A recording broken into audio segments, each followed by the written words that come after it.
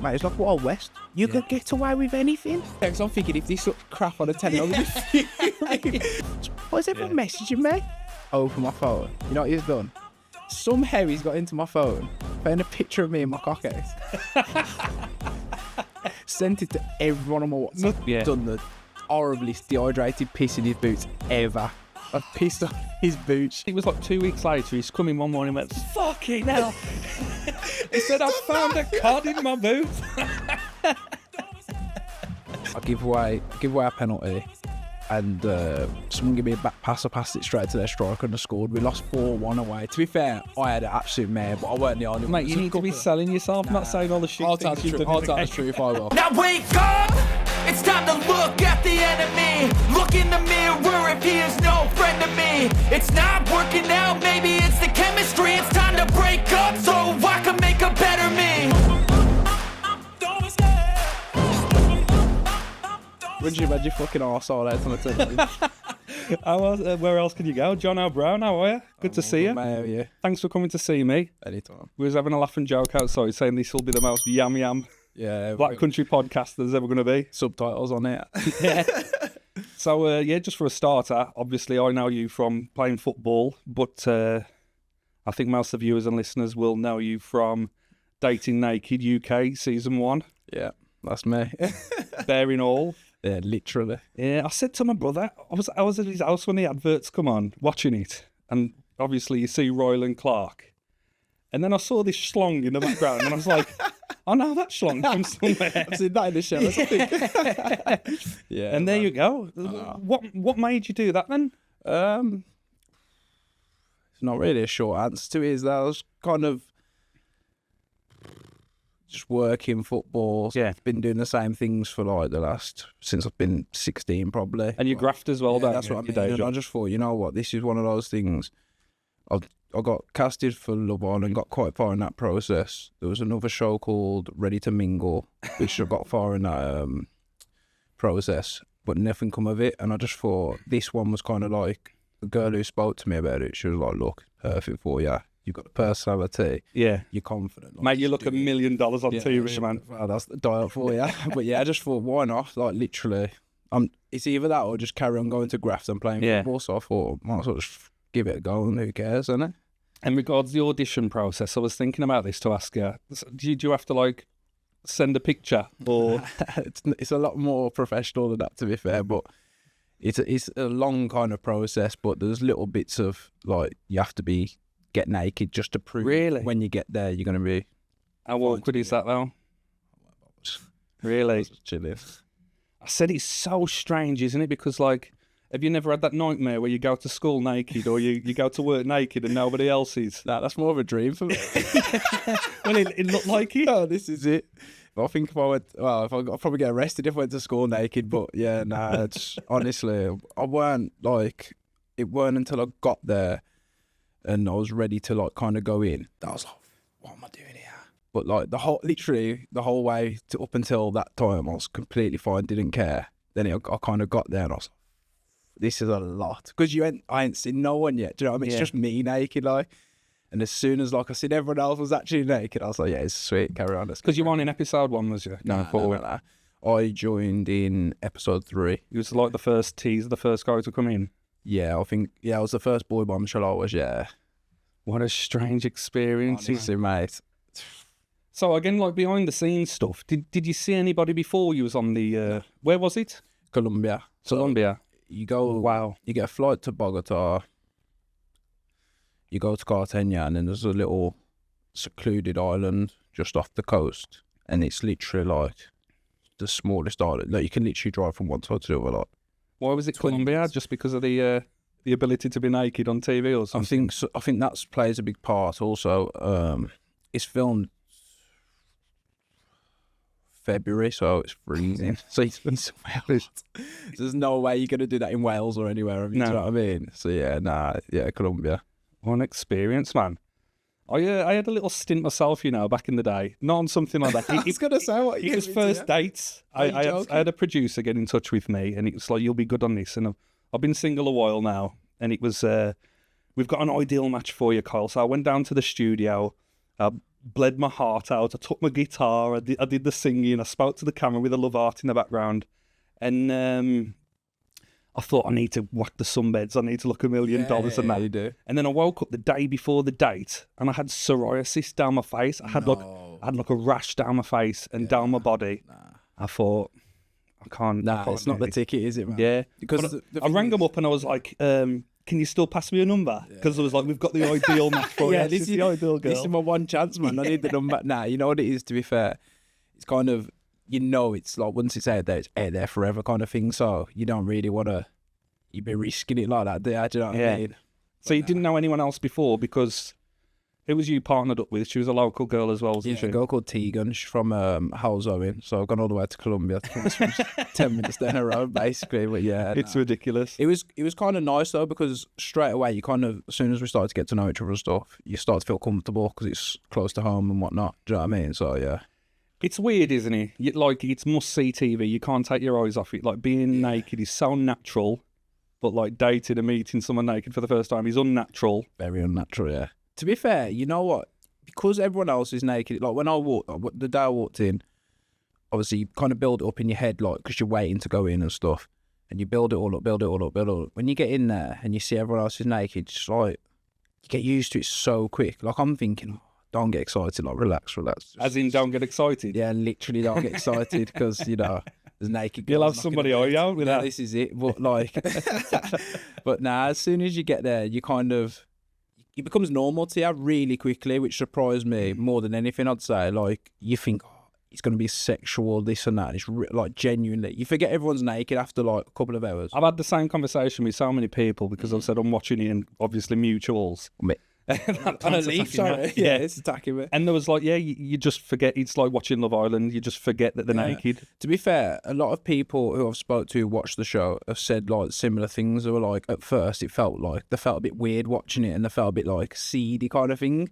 And they said like, as soon as you kind of get to know everyone's personality, it's like you literally forget everyone's naked. It's like someone will walk in and be like, "What are you watching here?" And you're like, "Oh, everyone's naked." Do you know what I mean? Yeah. Because you literally just becomes normal. So there's not any awkwardness at all. Nah. Because I see when you like, you do the bro handshakes and you pull each other in, and like it's a shoulder. It's a shoulder. It's never a chest to chest. It's always there. So you're always aware then. I'm a shoulder man in there, but it's a bit. I'll probably say the only like awkward bit is when you're introducing yourself, like you said, like giving people hugs and that, which we normally do. Like you're hugging the girls, and you like, because they're naked, you kind of like hugging them like sideways and that. But like literally, you get used to it so quick. So how did you get paired up then? What was that process like? So basically, as you go on in the process, people get voted out, this, that, and the other, and like you get chosen to go. Like people, so one day they might go, Jono, over the tannoy. They'll be like, Jono, you're going on a date. Pick who you want to go on a date with.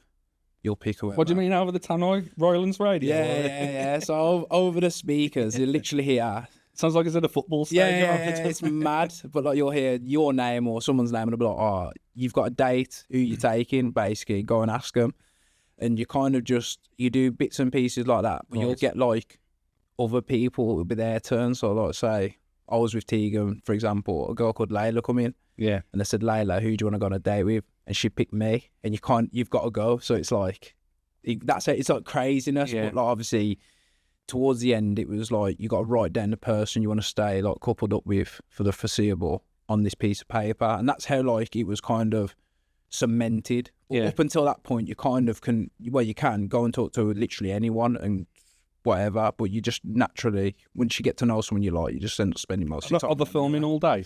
Literally 24/7. Really? Yeah, 24/7. No, literally nothing goes unnoticed. Like literally everything. So you can't have any scratches or anything, or you? Oh no.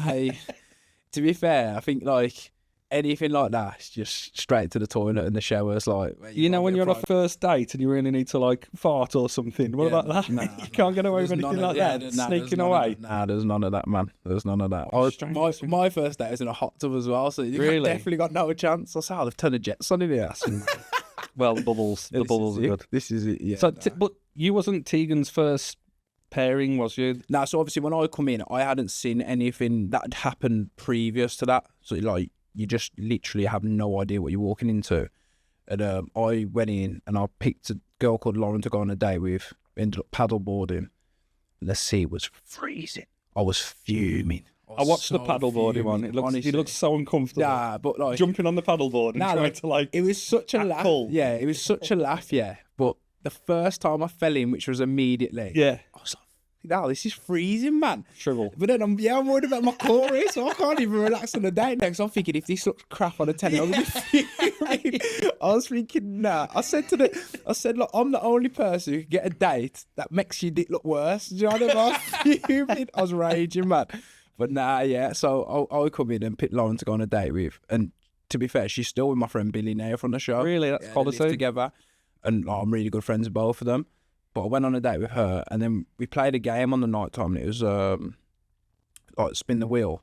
It's Yeah. truth or bear. Yeah. Bear was basically just dare.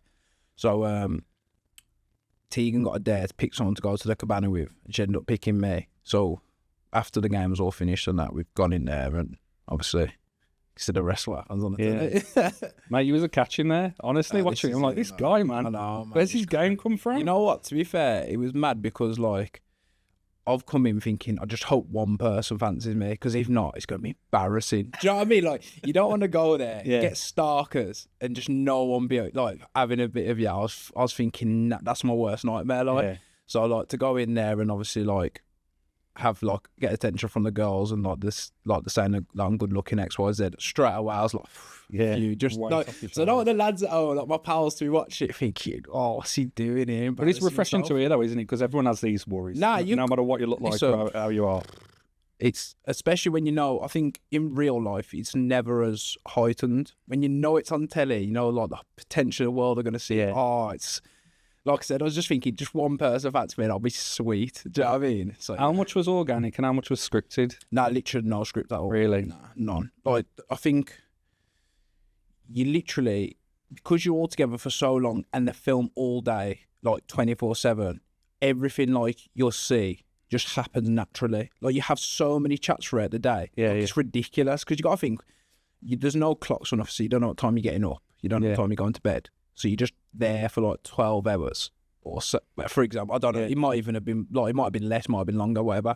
But you don't know the time at any point. So you literally all day, all you do is, go and speak to this person, have a chat about X, Y, Z, go and speak to this person, just to pass the time kind of thing. And then obviously there's like dates and stuff going on. And if you're not on the date, you're just sat there chilling, like nothing to do, can't go nowhere. So you just literally just sat there chatting shit. Which obviously I'm very. Didn't you have a football or anything? What's that? You have a football? Nah, there's no football in there, man. We had a little bit of a games night the one night. Yeah, we had a little bit of kind of like beer pong.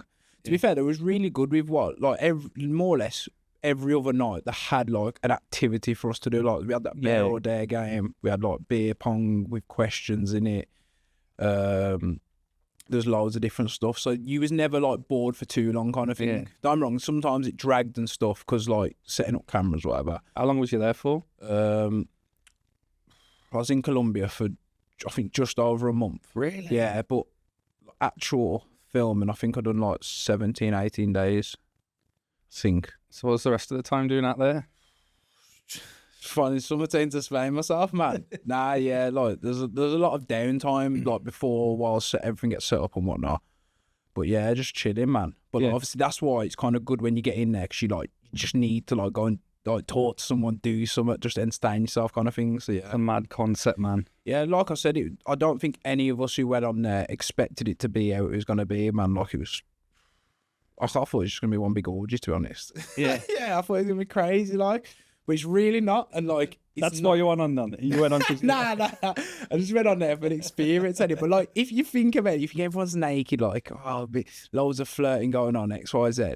But it weren't like that. Like I said, they're promoting you to actually get to know each other. Yeah, that's never going to happen. Do you know what I mean? Like, you just naturally like gravitate towards people and build actual connections. The unnatural thing is wearing clothes, isn't it? Honestly, it's such a weird thing to say, but right towards the very end, we had dates at a beach club.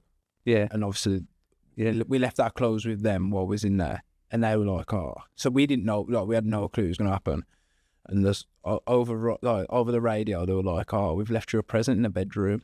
But obviously, this is for the first two people. So it was Mike and Tiegan. I was like, what's this going to be like? No clue, like, literally no idea what it could have been. Got in there and it was just this little box. It's like, that can't be closed. And like the anticipation opening this box was unbelievable. Like I swear, you've never seen people so shocked to see clothes in your life. Really? Yeah, and he had a little rascal outfit in there and his trainers and that. And we were all like jumping around the bedroom celebrating. It was just so funny. So for the whole experience, it was now closed? No, none. Really? That's weird, isn't it? Mad, isn't it? So mad. Yeah, no, nothing. Literally nothing. I think not many people can say they've been naked that long since Honestly, since I was a baby. We went to the date on the beach club and I wore like a 2-piece t-shirt, boxers on. I've never wanted to strip off so quick in my life. As soon as I put these boxers on, I was like, this feels horrible. Really? Yeah, so uncomfortable. Yeah, so because you've just been free, like literally for like 15, 16, I've been free, like just chill. Yeah. Put these boxers on, put these shorts on. I'm thinking, get these off. I was going to say, so when you come back, there was now like anxiety wearing clothes and going in public again. Nah, like the first couple of days especially, I'm forgetting I'm walking around my whole house naked. I live with my mum and dad. Do you know what I mean?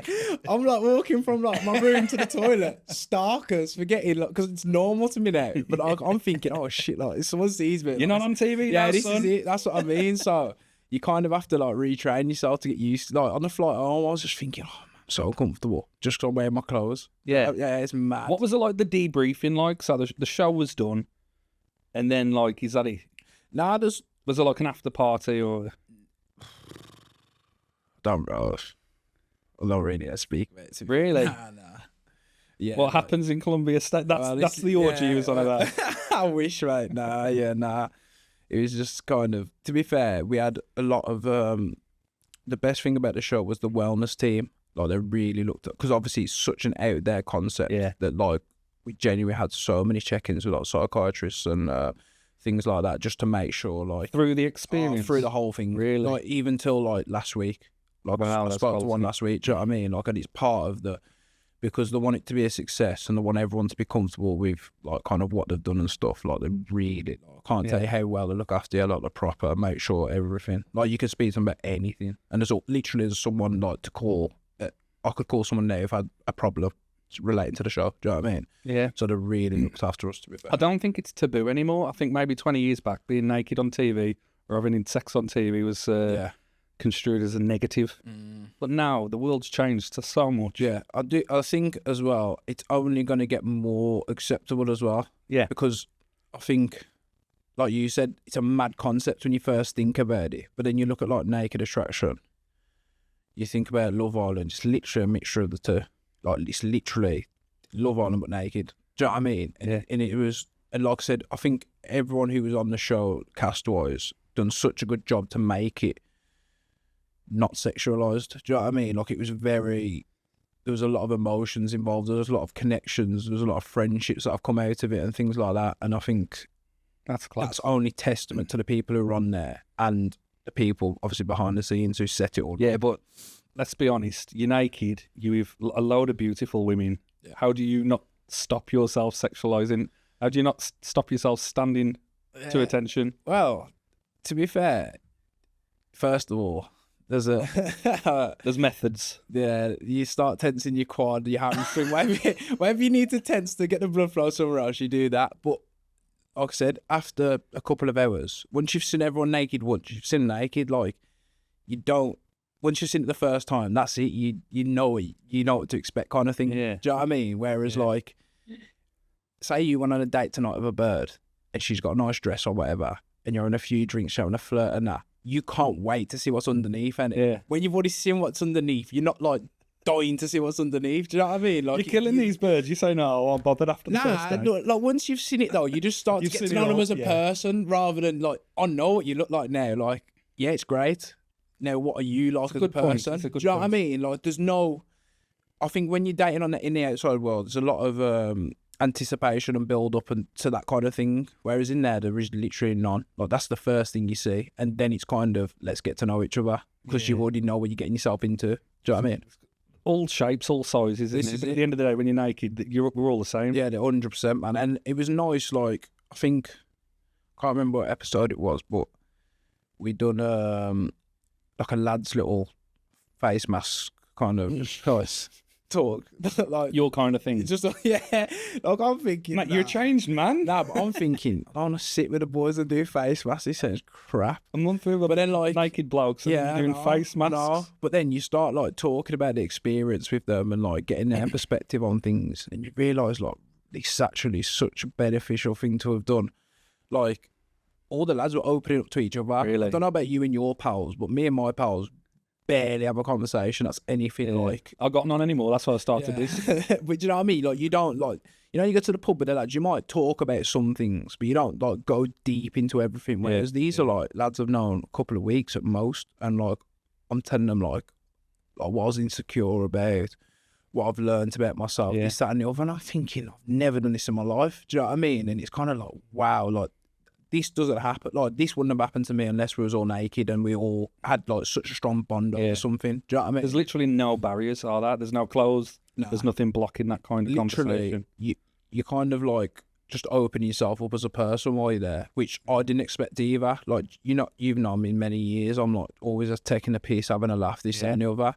But like over there, I was like, after so long meaning now, I was just like happy to talk about my feelings and that. And I was like, what's happened to me? Yeah. Have you gone back to your normal self? Are you still happy?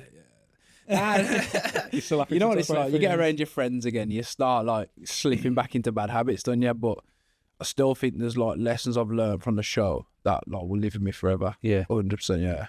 I'll tell you what, I do want to give a shout out to your TikTok. You're doing very well, aren't you? You enjoying your chats? I'm trying to. You know what? To be fair, it's something I need to put a bit more effort into, because like I've got so many ideas for like videos and like things to do. But then like you get back into your routine of going to work, going to football. Obviously, I'll do boxing as well. Yeah. Like by the time I've actually got some spare time, I'm like, I can't be arsed. But nah, yeah, it's something I enjoy, to be fair. Like most of the time, it's me and my pal Billy just sat on live. From the show? Yeah. We just sit and talk absolute nonsense, man. But For everyone to see. yeah, it's, literally, we've said it so many times on TikTok Live. Like, it's basically like we're on FaceTime, but just anyone can watch. Like, 'cause that's how like, we just talk to each other. Do you know what I mean? You get some weird guilty pleasures, don't you, from TikTok? Like Spudman. I just watched the bloke make potatoes all day. Honestly. Like, it's ridiculous. Spudman is crazy because they're probably making more money off TikTok than they are selling potatoes. Pond cleaner. He's in the pond cleaner guy. Yeah, oh mate, him in that vacuum. Oh mate, he gets the job done. get one of them I want to get a pool just so I can get him to come and clean it, man. Now He's having celebrities, ain't he, and all sorts. That's doing what, yeah, it's crazy though. But yeah, TikTok's I think it's like an opportunity to do whatever you want, really. Like, I think if you've got a creative mindset, I'm not so much creative, but I do have some good ideas at times. But like, if you're a creative person, TikTok's where you want to be, man, because you can literally just whatever content you enjoy doing. I'd always say do what you enjoy doing first of all. 'Cause if you're doing something that's just going to get views and you don't like doing, you're going to get bored of it. So it's like having a 9 to 5 if you don't enjoy what you're doing. But if you can find something you enjoy, there's literally a market for everything on there. You never work a day in your life, do you? Nah, that's it. And I think that's one of the things I've learned the most. Like, it's all good having money and stuff, but if you're not fulfilled day to day, what's the point? You might as well not. Yeah. Like I say, I was dying to get you on, mate, to maximise your potential, especially after the show. Yeah. You know, you see Ashley Kane, he's doing so well for himself now, where he's gone with his career, and then maximised it when he's done his shows and stuff. So that's great to see. But talk to me about Rylan Clarke. Oh mate, Rylan. Honestly, I swear to God, when I first when he got announced, it's like someone told me they heard it on the radio that he was the presenter. I didn't even know. Yeah. And I was thinking, I wonder what he's like, because So you was already cast at this point. Yeah, but I didn't know. Yeah. So I found out like from the radio, someone at football from off the radio, but nobody knew I was going on the show. Like, so I had to keep it a secret. So someone was like, "Oh, there's a new dating show and Rylan's hosting it," but I didn't know he was going to host it. So I was kind of like, I wonder what he's going to be like. So I watched him on X Factor when I was like, I'd been like 13 or something. And I thought, I wonder if he's actually like that. Honestly, mate, when you meet him, first of all, he's massive. Is he? He's like 6'5". Is he? 6'5", 6'6". He's huge. I was stood next to him the one day, and I was like, I don't really want to be stood next to you because I look short. I did see that you was giving it the... Nah, mate, he's a big geezer, man. But honestly, what a guy. Yeah. So, he always smells $1 million. Does he? By the way. Yeah.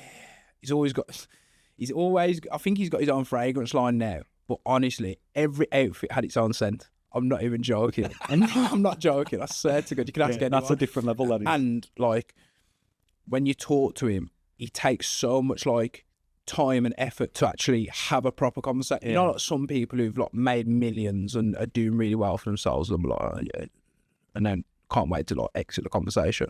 Like he would genuinely. You can see he cares. Yeah, You like can genuinely, literally but see you don't he expect it, do you? Like Yeah. you can make it look like that for the cameras, but when the cameras aren't rolling, you don't expect someone to actually really take an interest in you. But like even since the show finished and stuff, like he'll message, like we got like groups, like Instagram groups, like with all the people in, Yeah. like from the show and that. And he'll always message and like, Really? say, "Oh, how are you all keeping this?" But he doesn't have to. Do you know what I Yeah. mean? Like, it's honestly such a lovely geezer. It's quality. He's a top man. Watching the show, I was like, how's he not got wandering eyes? Nah. It presented like that very straight. And I was like, wait, is he going to look? Is he going to drop any eyes? Nah, to be fair, you know what? The lads told me I weren't there. So the first day, he was like, I'm going to do it once to get it all out of the way. So we're all friends now. Have a little look. And then, yeah. But he's like a joke to break the ice, said Yeah. it. But yeah, nah, honestly, he's such a diamond. It's like when you hold the eye contact for too long and someone's naked, you're like, come on, no. No, but that's what killed me about the cliff when we went paddle boarding. So obviously I was talking to Lauren and I was putting my like life jacket on and she's like, this look. Then looks at my face, Yeah. starts laughing. But I didn't see that at the time. I'm doing my jacket in it. So when I'm watching back, I was like, have I not clocked that? It was class, man. Yeah. 'Cause you me didn't and wanna Billy look still, as well. You yeah, was but like- me and Billy still laugh about that to this day. Like Really? that clip is hilarious. But now, like I There said, was some funny memes in it, funny clips in it. man, there's one when we done the kissing game. Yeah. And Tiegan kissed me and just pulled away straight away. I was thinking, no, you're taking the piss. That was hard to watch. The problem was, you're not allowed to talk Yeah. while you're doing the game because they'll know it's you kind of thing. So I've just like done that and like turned it away. But then because I've turned it away, so I'm trying to be silent, I can see all the boys dying of laughter. And I said, fuck's sake, like, oh man. Imagine being blindfolded and kissing your other half and pulling away and trying to want to kiss somebody else. Thinking, oh, mate. that's my To be bloke, fair, that's you my know bloke. what? We said before the kissing game, like, we'll peck everyone on the lips and keep it moving kind of thing. But then, obviously, my mate Billy, I said to him as he walked up to do it, it's like, whatever you do, I'll go one better. Yeah, you gotta go for Because, it. you know, Go for it, yeah. mate. And obviously, they didn't make it into a big thing on the show, but he was like giving it a little go. And I'm seeing this and I'm thinking, yeah. But then, obviously, the lad who. The American lad, Yeah, he tried to Keaton do it. thought it was me. He was the one before me, so it was Billy, Zach, then me. So then when I've seen that, I'm like, nah, I'm gonna have to get involved here. Do you know what I mean? That was good TV, all of that, mate. honestly, it was such a laugh. But then, obviously, we got to the M1, and obviously Layla had made it obvious that like she kind of fancied me or whatever. So I give her a kiss and that, and then when they was turning the boards round, she was like, "Oh, he wasn't molding when my tongue was down." I was like, "Oh my god, it's got to kick off now." She's I'm on in your own. big trouble here. Do you know what I mean? But nah, it's all fun and games, isn't it? Do you know what I mean? You can't. At the time, I was fuming. I was thinking she's stitching me up here, but it's like we're all adults, and you got to have a laugh, ain't you? Yeah. Do you know what I mean? I was fuming for a bit, and I thought, who cares? So can I ask how it's left now with your partner from the show? We're just on civil terms at the moment, to be fair. Yeah. One of those situations. You know what? It was. Because I read an article online which says you don't follow each other. Nah. So basically, I'm going to try and paraphrase it or keep it Yeah. short. We come out, obviously, carried on seeing each other. And How long ago was the show first? Sorry, because it's only just come out, hasn't it, more or less? yeah, start of March. Right. And kind of, as time went on, kind of started back up to my old tricks, what have you. Yeah. That kind of stuff. And it put like Albert Schloss, Birmingham, China One, White, China White. yeah. And I bet you're getting about a bit now, aren't you? Is it Essex your pals are from in there? Yeah, I ain't been out there yet, to No. be fair. But yeah, kind of that kind of stuff. And we like started to. It happens. Yeah. But I think the biggest problem was obviously I lost my uncle in June. And obviously in my head, he was a bit all over the place and stuff.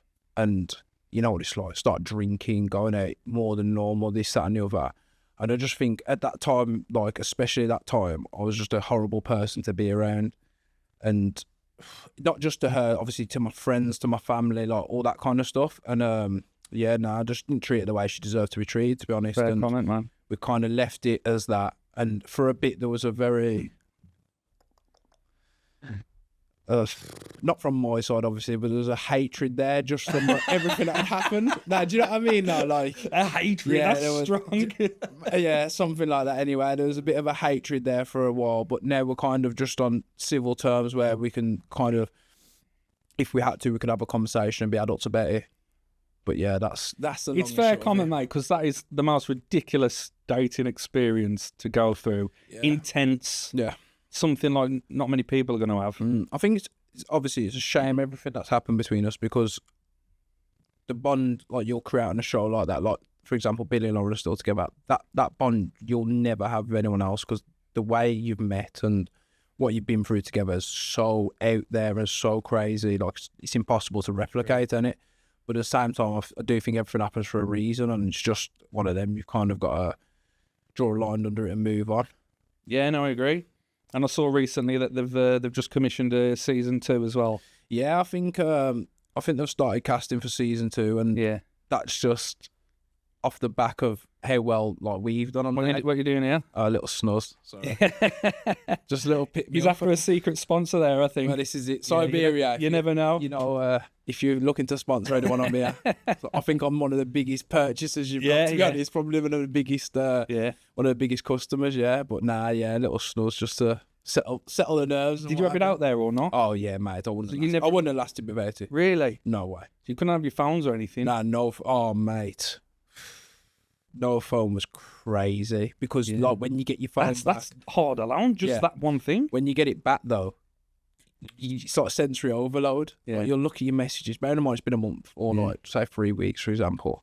You'd have like hundreds of messages, and you got to comb through all of them just to see like obviously straight away I rang my mum, as you would. A couple of my pals just telling me it went really well, this, that, and the other. But then like even just like people you know and stuff, like there's so many like.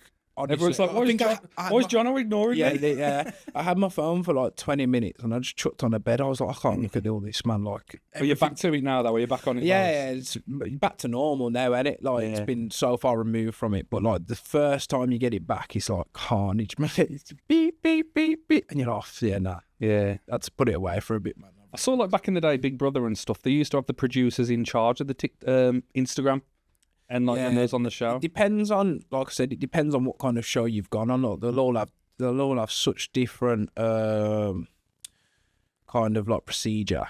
But ours was literally like, Yeah. So where you at now? You with an agency or anything? nah, nothing, you know, to be fair, like, because it was a bit of a wait for the show to come out, I was kind of just wanted to like sit back, relax, and just see how it went, kind of thing. Like how how like everyone watching it like took it, what the kind of response was before like making any kind of moves and whatnot. But obviously, I've had like while waiting for the show to come out, I've had like a couple of messages about different shows and other like stuff like that. But we're not allowed to like act on them just yet, so it's just kind of a waiting game, really. There's an American version, isn't there? But the parts are blurred out. Is that right? I think.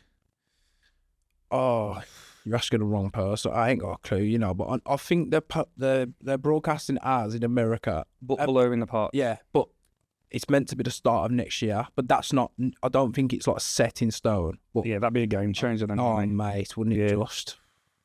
Things will change. Miami, watching me. I tell it. Yeah, the blurred out the best bit though, mate. They've killed me there. So why the blurred out his whole legs? Yeah. Just a massive blur down the middle. Yeah, nah. But hopefully, like I said, if it does go in America, it's only going to help it be bigger and better. So I need to see what I can get away with your thumbnail for this for the YouTube show. creative, innit? Yeah. See how big I can make the blur you there. don't want to get demonetized or anything. I down on the restrictions because obviously it showed your Harry Potter wand, but it wasn't showing like the Lady Gardens and stuff. Yeah, it's mad, isn't it? Or the kind of the. Yeah, nah, it's all. I don't know why I'm doing all these kind of actions. The way you're rotating the pictures and that. Because that was all right. But you couldn't do that. We couldn't do that. Spin it around this way. Yeah, nah, it's crazy, man. What a ridiculous concept, man. Yeah. Like I said, I can't believe how much everyone took from it. Like, genuinely. Like, well, I didn't even realise, because obviously as a consumer of it, you watch it and you talk to people and you have a laugh and you share it about. And then, like you say, it's a completely different experience for you. yeah, nah. Like, even, like, I watched, like, quite a few of the episodes with my friends, like, sat next to each other and we're all watching it. And they're like saying, oh, what about this, and this? And I'm like, nah, it's not like that. It's like, da-da-da-da-da. And when you give them context, like, oh, yeah, like, I didn't even think of it like that.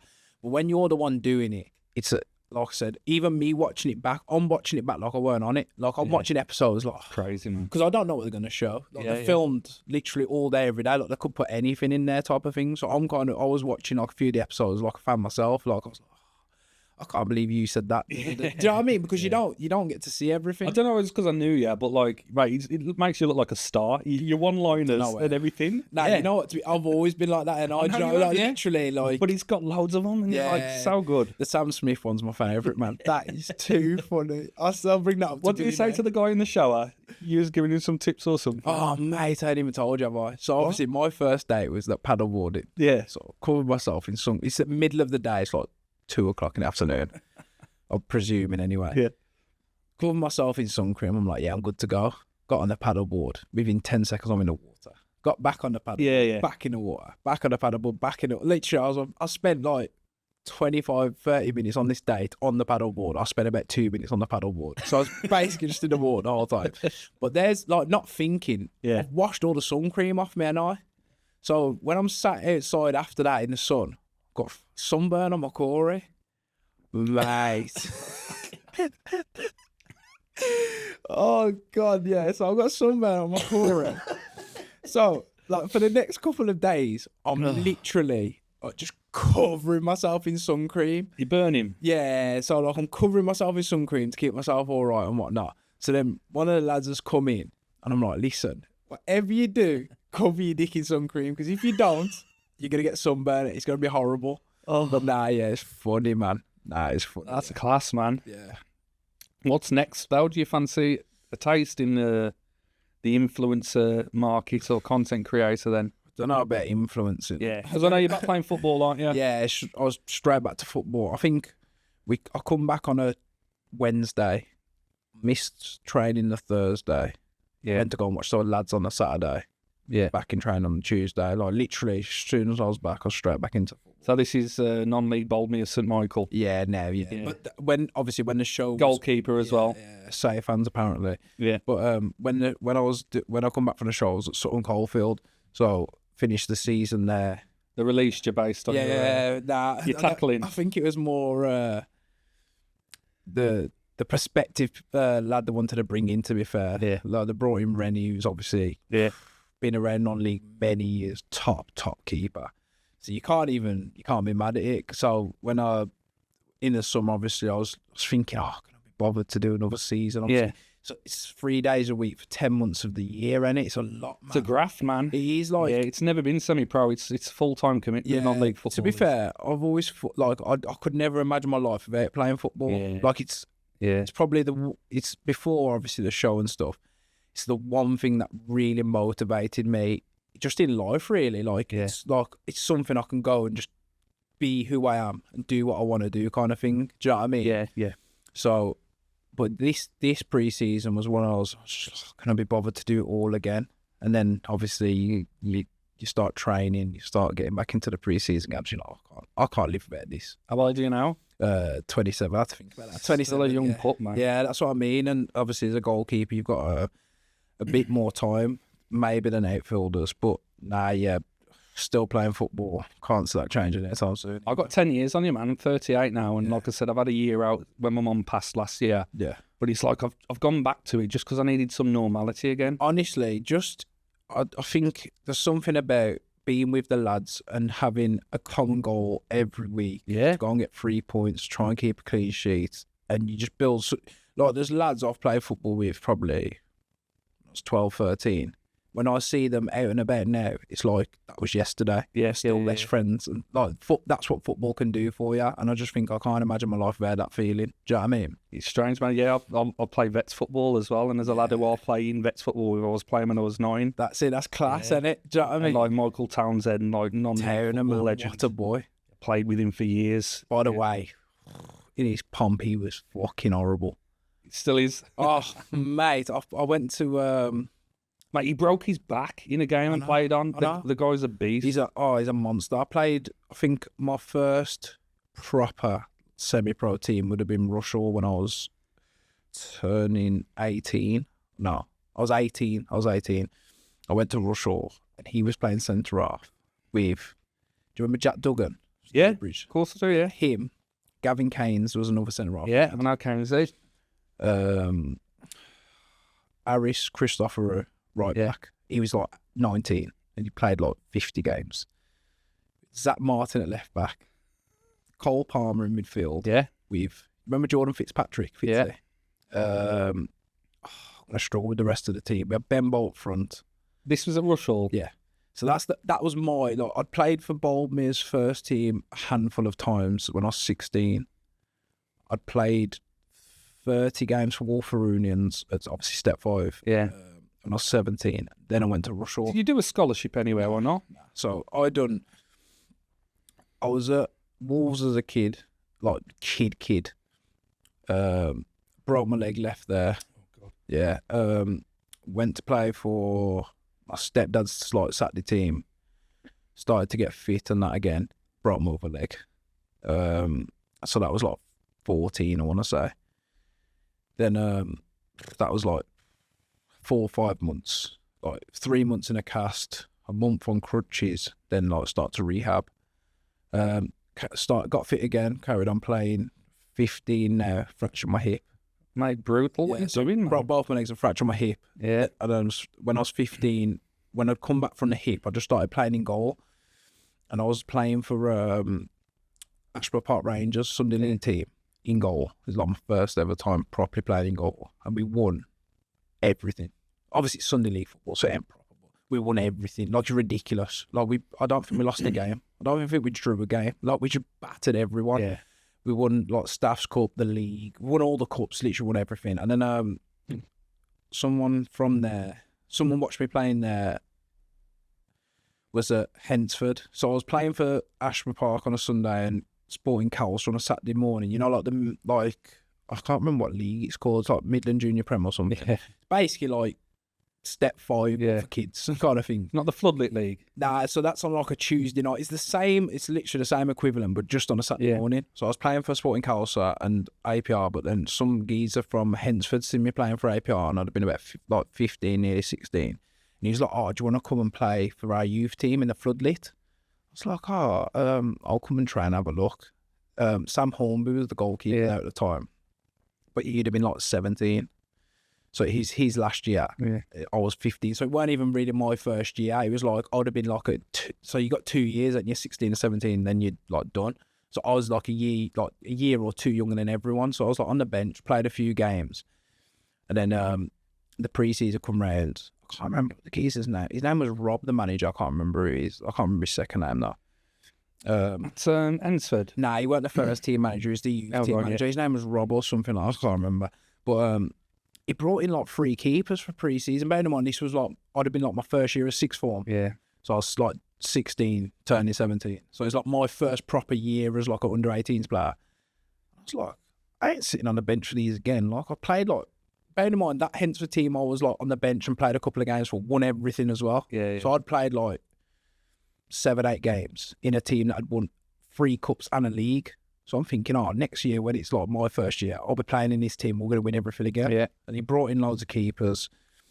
And you get the feeling, don't you, when you ain't going to play. And I'm thinking, it's a bit like, I'm playing halves here and there in pre-season. I'm thinking, like, if I'm playing every week, or I'm going to be playing every week, I should be playing like 60s. And they bring on another kid, give him a go for half an hour, and it weren't like that.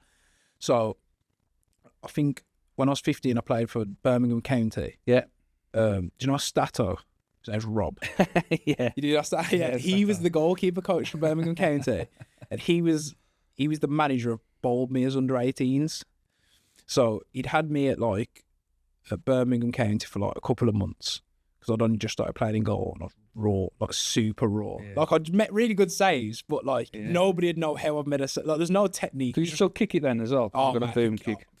Back then, I'd probably kick it better than I can now. Yeah. Like, it's ridiculous. I scored a few goals from in goal when I was back in those days. But I played a few games for Birmingham County and he really liked me and he was like, there's so much we can do with you because you're so raw. But I'd only played in goal 3 months, whatever. And he was the manager of Boldmere's youth team. He's like, do you want to come down and like play for us?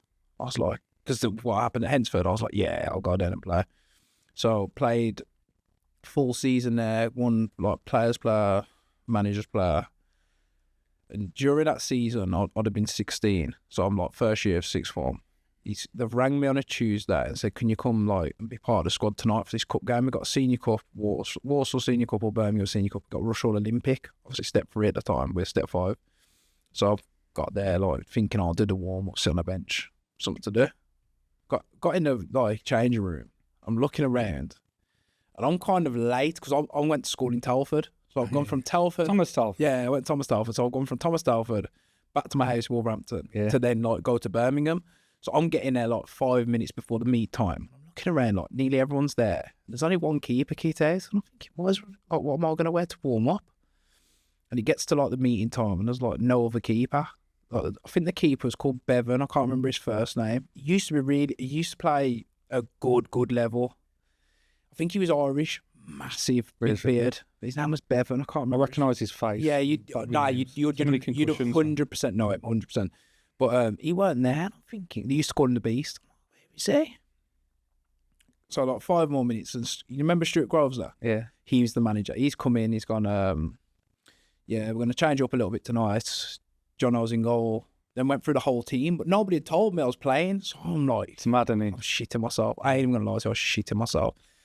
I've got out to warm up. Guess who's like walking? He's like, you couldn't write it. So I'm walking out at 16. I got like the tiniest bit of bum fluff. Got shit straight hair, like a quiff. Walking out, Dealey had a bowler. Yeah, he's walking like next to me as I'm walking out. Stattles behind me. I've gone. Are you playing? Rushall, but he's playing from Rushall at the time, innit? You remember when he went there? Yeah. So as I've walked out the change room, he's walked out there. So I'm thinking, for fuck's sake, I don't need none of that. Yeah. So I've went out, warmed up, and I'm just dropping everything. I'm thinking, oh, God, it's not the time.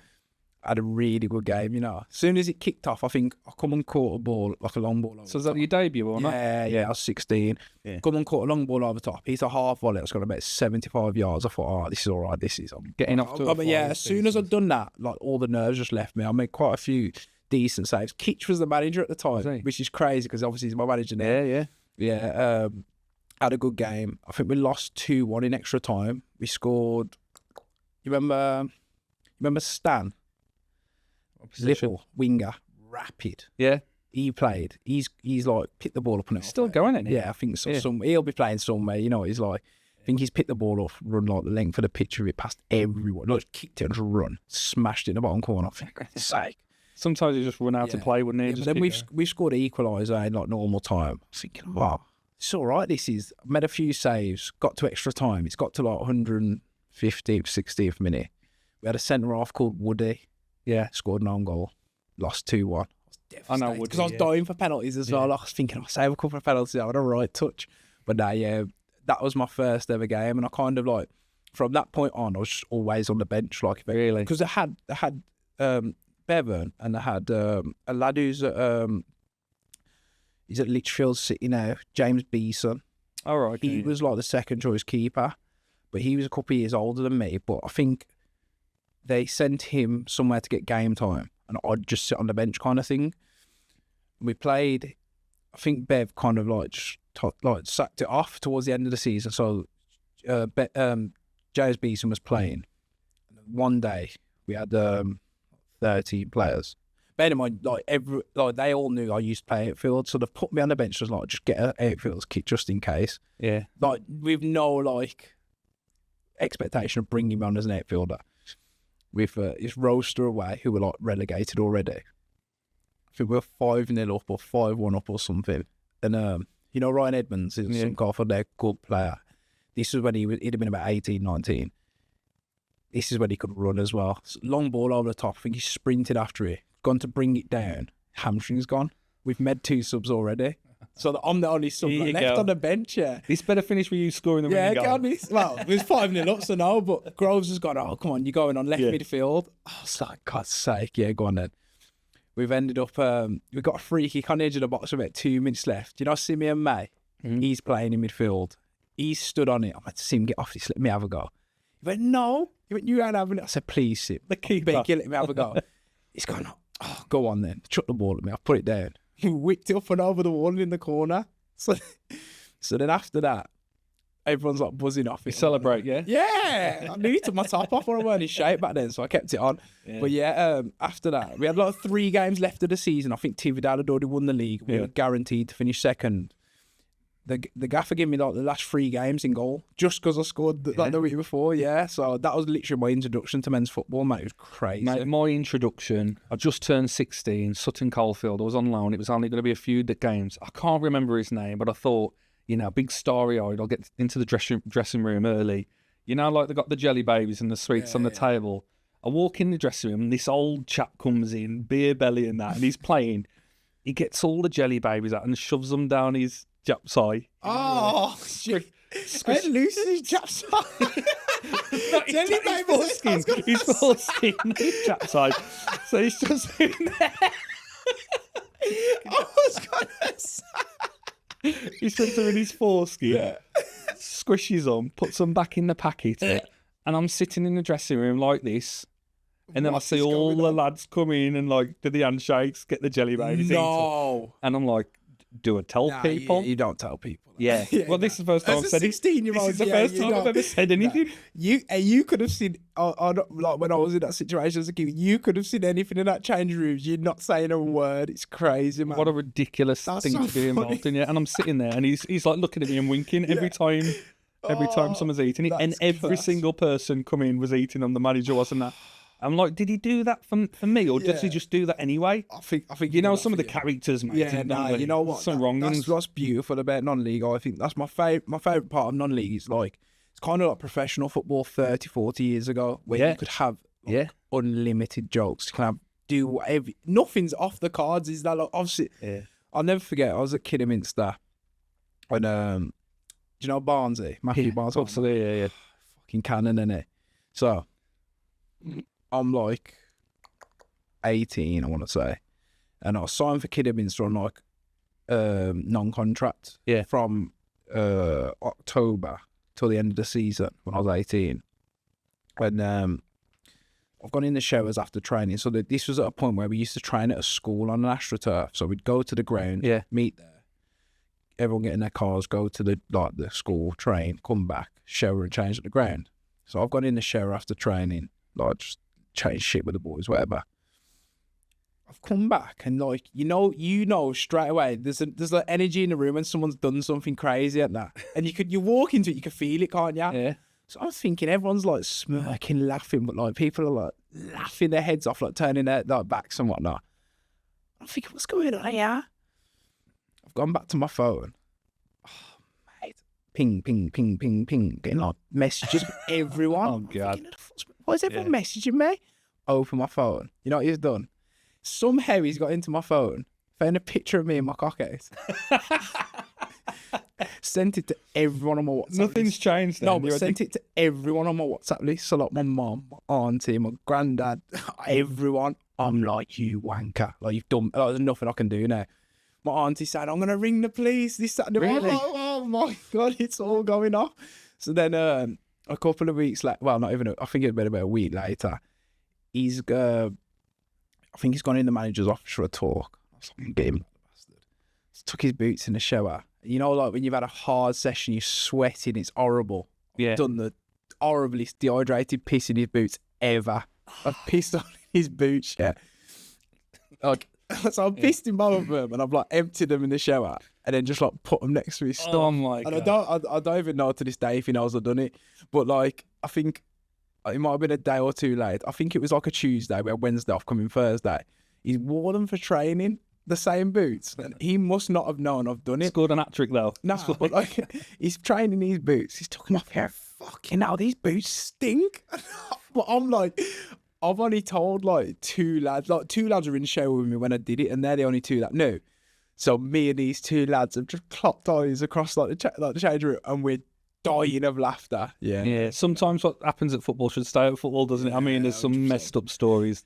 You know what? No, I think that's obviously there's some that go way too far, obviously, but like a lot of it's like that's the charm of non-league. It is to 'Cause, realise like, the pros these days. Like obviously, I've got a few friends who are like proper pros. Like they have the crack and that, but you got to be so careful when you're in their position. Whereas for us, you can literally you can get away with so much. Like, Boys will be boys, won't they? yeah, 100%. And like I said, stuff like that, as much as like it's crap at the moment, especially when it's you. Like when it's you, it's horrible, isn't it? Because everyone's laughing and you're like, this is horrible. But like you grow so much together as a team. Like just daft stuff. Camaraderie, yeah. Oh, It builds bonds, doesn't it? 100%. One of the worst ones I've seen was I won't name dropping because he's still in the game, managing and stuff. But he nearly wrote someone's car off by he hid loads of fish. He went to the fishmongers. What? He went to the fishmongers, and when he was out training, he was on the injured list. So he got his keys, went into his car, and he had all these stinkiest fish. And he bought like I don't think he bought them, but there was the dead ones, like they'd gone past the sale one.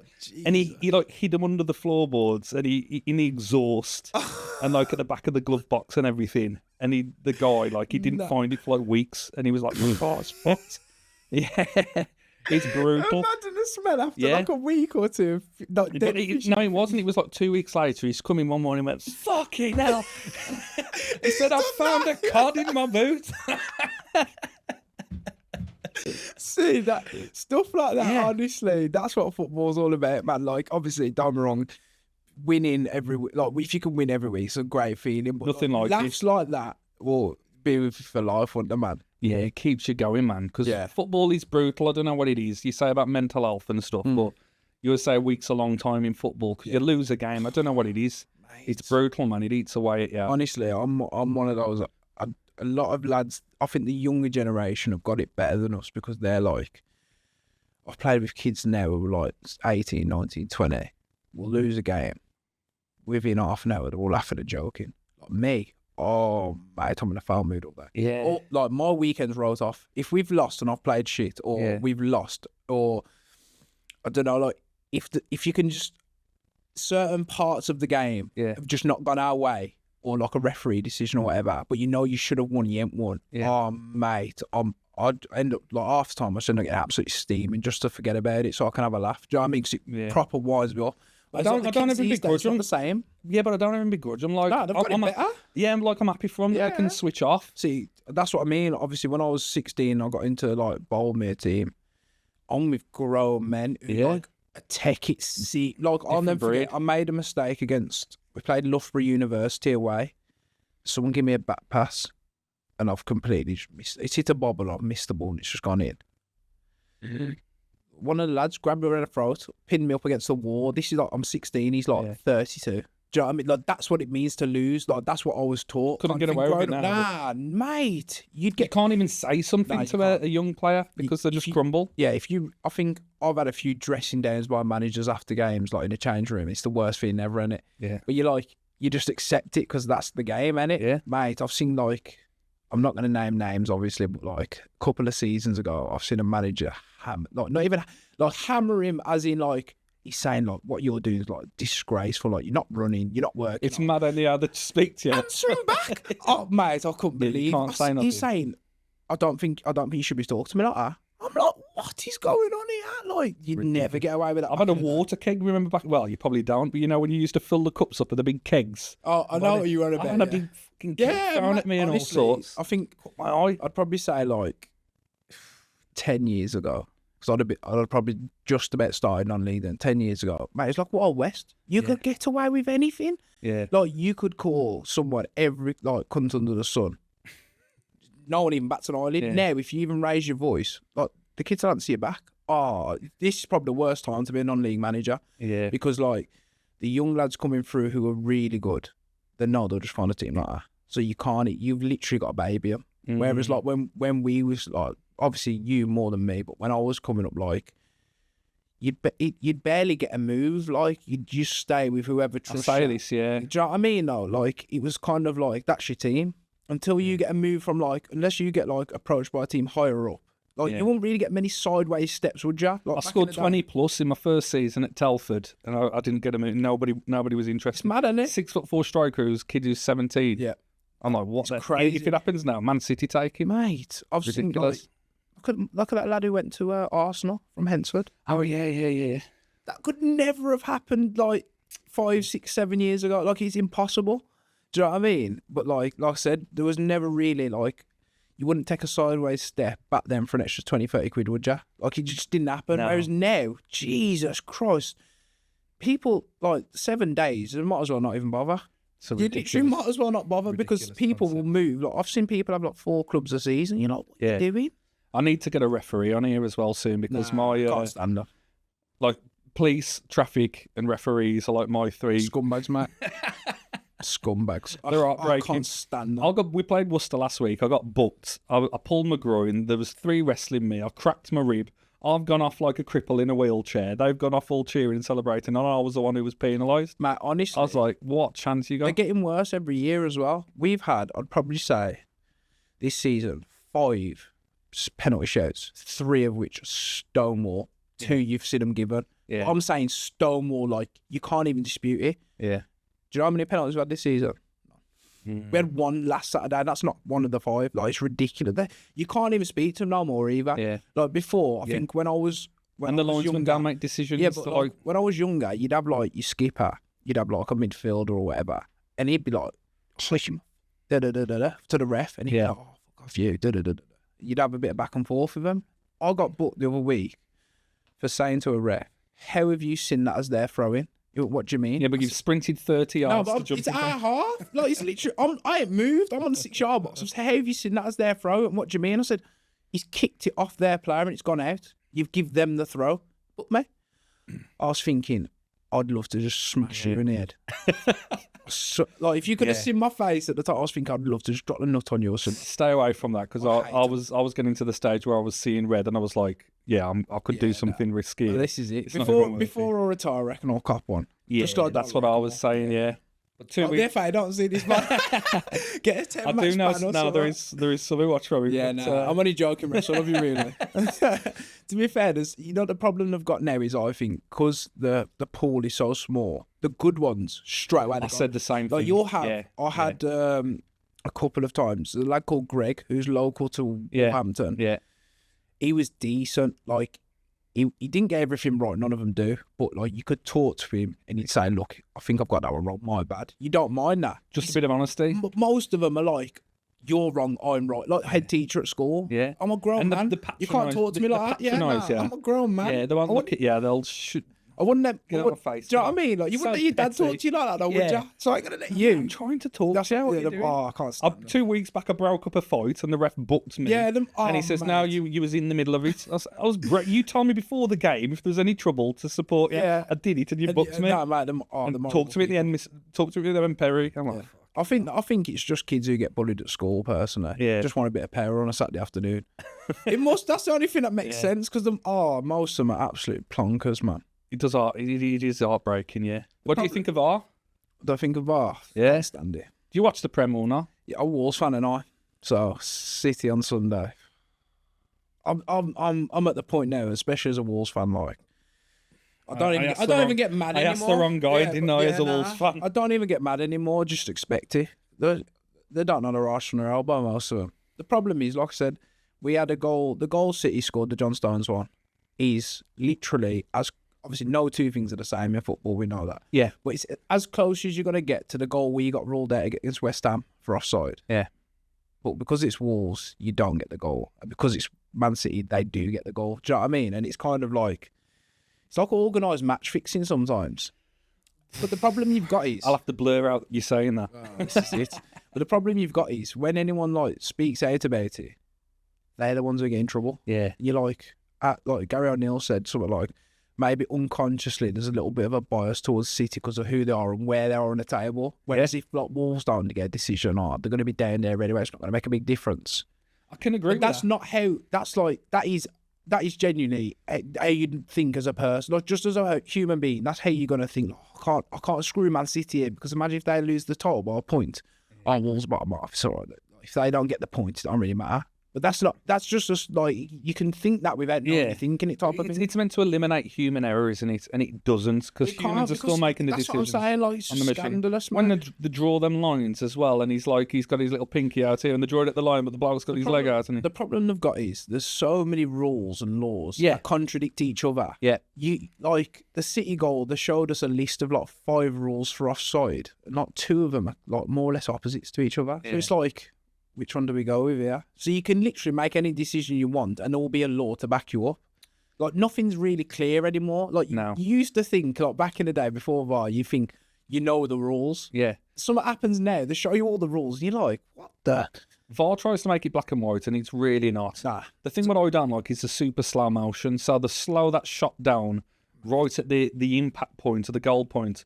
But like, You don't play watching football in slow motion? when the ball was coming in, he was still pinning the keeper as the ball was like 5 yards from his head. I know, it's crazy. And it's only he's such a good player, obviously. Yeah. He's moved, and then the ref says, "Oh no, he's not affecting him because he's not touching him when he's headed the ball." Yeah, the problem you've got is as a keeper, I think there should be an extra layer to it if it's on a goalkeeper, simply for the fact that, different to an outfielder, you're just protecting one space on the pitch. So if someone's disturbing you... You're in the goalies union, aren't you? No, You sound like a I'm going to goalie. be. Obviously, I'm a goalkeeper, but what I'm saying is, if someone's disturbing you on the line, Yeah.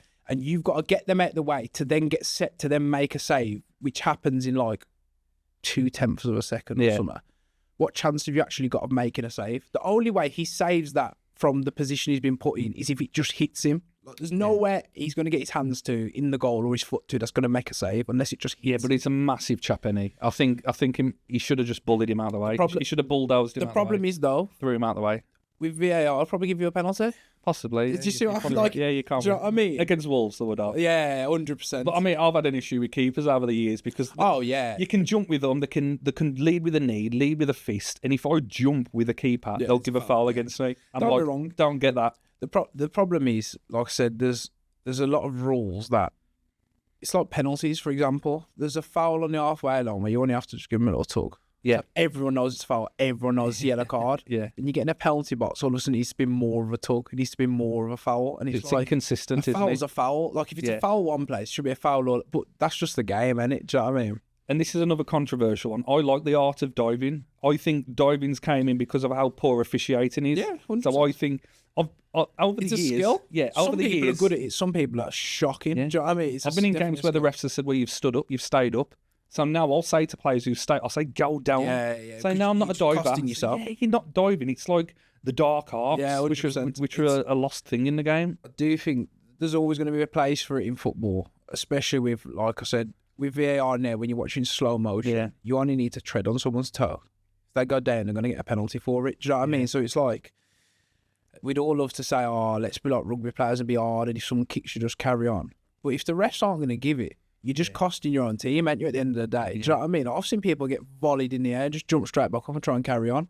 Then I've seen people get like little tap and then rolling around like they've been shot. Do you know what I mean? It just depends. Like, I've done both. I've lent into I'd the say first more one. of the diving for Would you. you say? Yeah. Nah, you never saw me in my first 15 years, mate. Nah, that's it. That's I'd true, have to my be head fair. bandaged up. I'd be very proud with my sword and my shield. Yeah. And then It's not you like say- that no more, Like you mate. say, it gets to a stage where you, like I say, I'm cracking my ribs. I'm concussed every other week. And now you won't play for 2 weeks if you're concussed. Oh, mate. I've played in games, so I've been concussed, and then the week after I'm still Mate, you've concussed. you've probably seen people out cold. Yeah. And then when they come to, like, I'm carrying on. What you want about? I ain't coming off. Yeah, that smelling salts they used to have. Mate, old school that. I love all that though. Yeah. I love all that, man. All the old school stuff. Yeah. Be a big, strong man. I'm all over that. And I was, but it don't do you any favours. Nah, it doesn't- Like I said, I'm black and blue now. Like I said, at the end of the day, it only comes at a cost to you. Yeah, No I one walk with a else. limp, and that's not because I'm street. And yeah, I've played the pantomime villain the last 10 years of my Don't career, blame you, mate. and I've Don't lent blame into it. My love for wrestling, that's what I've lent Yeah, into. this is it, man. I was a big wrestling fan myself as a kid, man. I give the Hulk Hogan to the Ensford fans, and then they'll all chant, "I'm a fat bastard." Have you told the podcast about the initiation from Bromsgrove? When you did the old Hulkamania No. on the stage? No, yeah. Oh, you got to tell him that one. That's class, that is. It was like he wasn't the most consistent. I was singing "Take That, Rule the World," Yeah. and I thought, I'm into this now. I'm into this. And I thought, is the audience enjoying this? Bearing in mind the audience is like 3 Bromsgrove fans in the football dressing room. You had Broadhurst dancing with the physio just before he. loves it. Loves So it. I had to rip my clothes off, didn't Yeah, I? just to I had to make an stand on a impact. table and then rip my clothes off. Sometimes you just got to get the crowd's attention, yeah. To be fair, that you know what, I think that's one of the best squads I've ever been involved in. You know, obviously apart from Kidderminster, that's full time. It's a bit different. But that Bromsgrove squad, I think step 4 and the start of step 3 was just. Well, you was on a flyer. You already had 2 promotions, didn't you? I had the step 6 one, but I was just a little. I think I had a 3-month loan from Kidderminster Right, okay. just to get some games because I went to a team called Yatetown in Bristol. So that's like 2 hours travel Why? for a home game. So basically at Random. Kidderminster, we had a goalkeeper coach called Kev Phillips. Yeah. Lovely geezer, but when it came to football, I hated him. Couldn't stand him. Genuinely. And he couldn't stand me. Yeah. It was blatantly obvious. Do you know what I mean? Like, he'd go out his way. Like, if someone made a save in training, it was, oh, what a save. That's brilliant. I'd met like the same save. Oh, that's all right, that is. You just go, fuck off. Like, if you don't like me, that's fine. Just tell me you don't like me. Yeah. But don't, like, pretend you like me when you're not. Well, I know you don't like me type of thing, so I never got on with him. Yeah. He's from Bristol, and his mate was manager at Yatetown, and they needed a goalkeeper, and he's like, oh, go there. Like, we don't want you just come into the teams around here that already know you, and you like, it's comfortable for you. We want you to go out your comfort zone, go over there and, like, play for them. But obviously, being, like, 18, I'm kidding me at the start, didn't even question it, just like, yeah, it's sweet. So I went there for 3 months. That loan finished, and I was just, like, literally training. Weren't even in the squad for Kidderminster, so I was literally just chilling off. And then Bromsgrove got to, like, I think the quarterfinal of the Vars. It's like, oh, we've got you a chance to go. I think Nathan Vaughan played a game for him, not Vaughan. He played a game for him in the Vars. I think it was a quarterfinal, saved the penalty. But this was like, he'd done like a dual reg from, I want to say, Worcester City. And there was like, we need a keeper. Is anyone available? And Kidderminster were like, oh, just go there. Like, they get like 800-900. Yeah. I said, 800-900? Step 6. I was like, yeah. I said, Jesus. So I went there. Played 3 months. That was the season.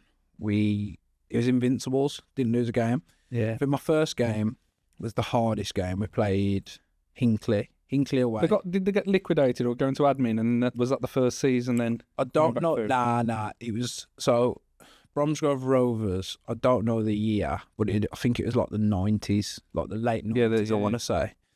Went boom. Then they started Bromsgrove Sporting. I want to say like early 2000s. Yeah.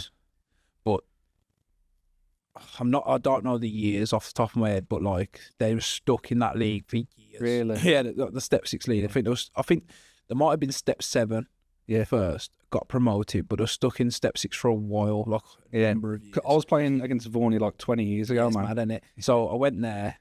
My first game, we had Hinckley away, so it was like 400 there, which is like crazy for Step 6. I think we won 2-1. I played well. I was just like, oh, it's actually all right. Like, I was thinking, Step 6, I'm Kidderminster, like, come on. But, like, I loved it. And then, like, I played like 18 games that season. I don't think we drew. Really? Barely conceded a goal. We had a ridiculous team. We had Cowley was playing still. Yeah. Cowley was playing at Step 6, mate. And honestly, he scored like 30 goals. I think we won one. We played Pelsall or something like that, 14-0. Yeah, so we got promoted there without losing a game. And I loved it there. Like, honestly, it was so good. Played in front of like 800-900. I was loving it.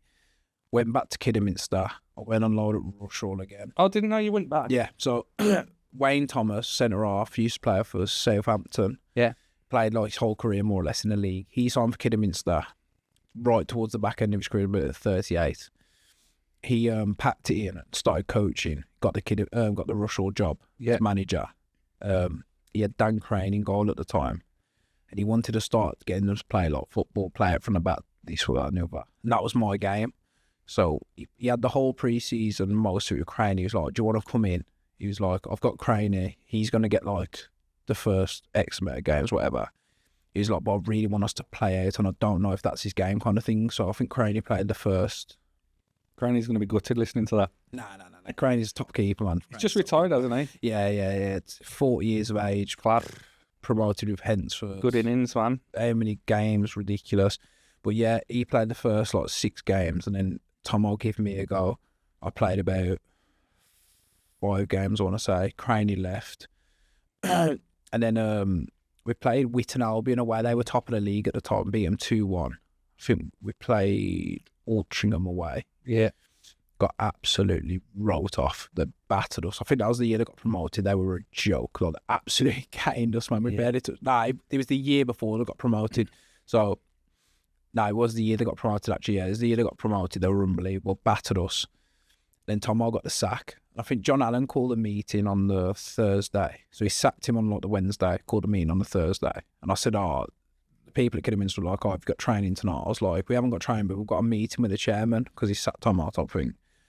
And John Eustace and Matt Gardner were the managers at Kidderminster. Guards went, you don't need to go to that meeting. Where's Guards now? I think he's still with Eustace, so I think they're both Blackburn together. Yeah. Yeah, so he said, "Don't go to the meeting, you don't need to. You're on loan there till January, this is like October. It's like, you don't need to go to the meeting, just come training with us. Have the night off, come training tomorrow." Sweet. So the squad comes out. John Allen was taking the team on the Saturday. The squad comes out. I'm not in it, but I'm the only keeper. So there's some kid called Shaq. Don't know where they're going from. And I got there on the Saturday. I weren't playing. I was like, we just beat top of the league, but then we got battered ball, but still, like, I should be playing, type of thing.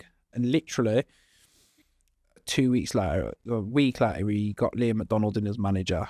All right. I didn't kick a ball till January. Literally just sat on the bench all season. I think I played one game. We played Coventry under 23s in a senior cup game. That's the only game I played. Politics of football, man. Oh, mate. They're the when you're stuck there on loan and you know you're not, no matter what you do, no matter how hard you train, no matter how good you look in training, you know you're not going to play is the worst feeling in history. It's like, what's the point? I might as well not bother. So, sat on the bench up until January. Went back to Kidderminster for like a week. And then Hinksy and Sneaks were at Sutton Coldfield. And it was like, we're right down at the bottom of the league. Do you want to come in till the end of the season and play some games? I was like, yeah, sweet. First game, Rushall.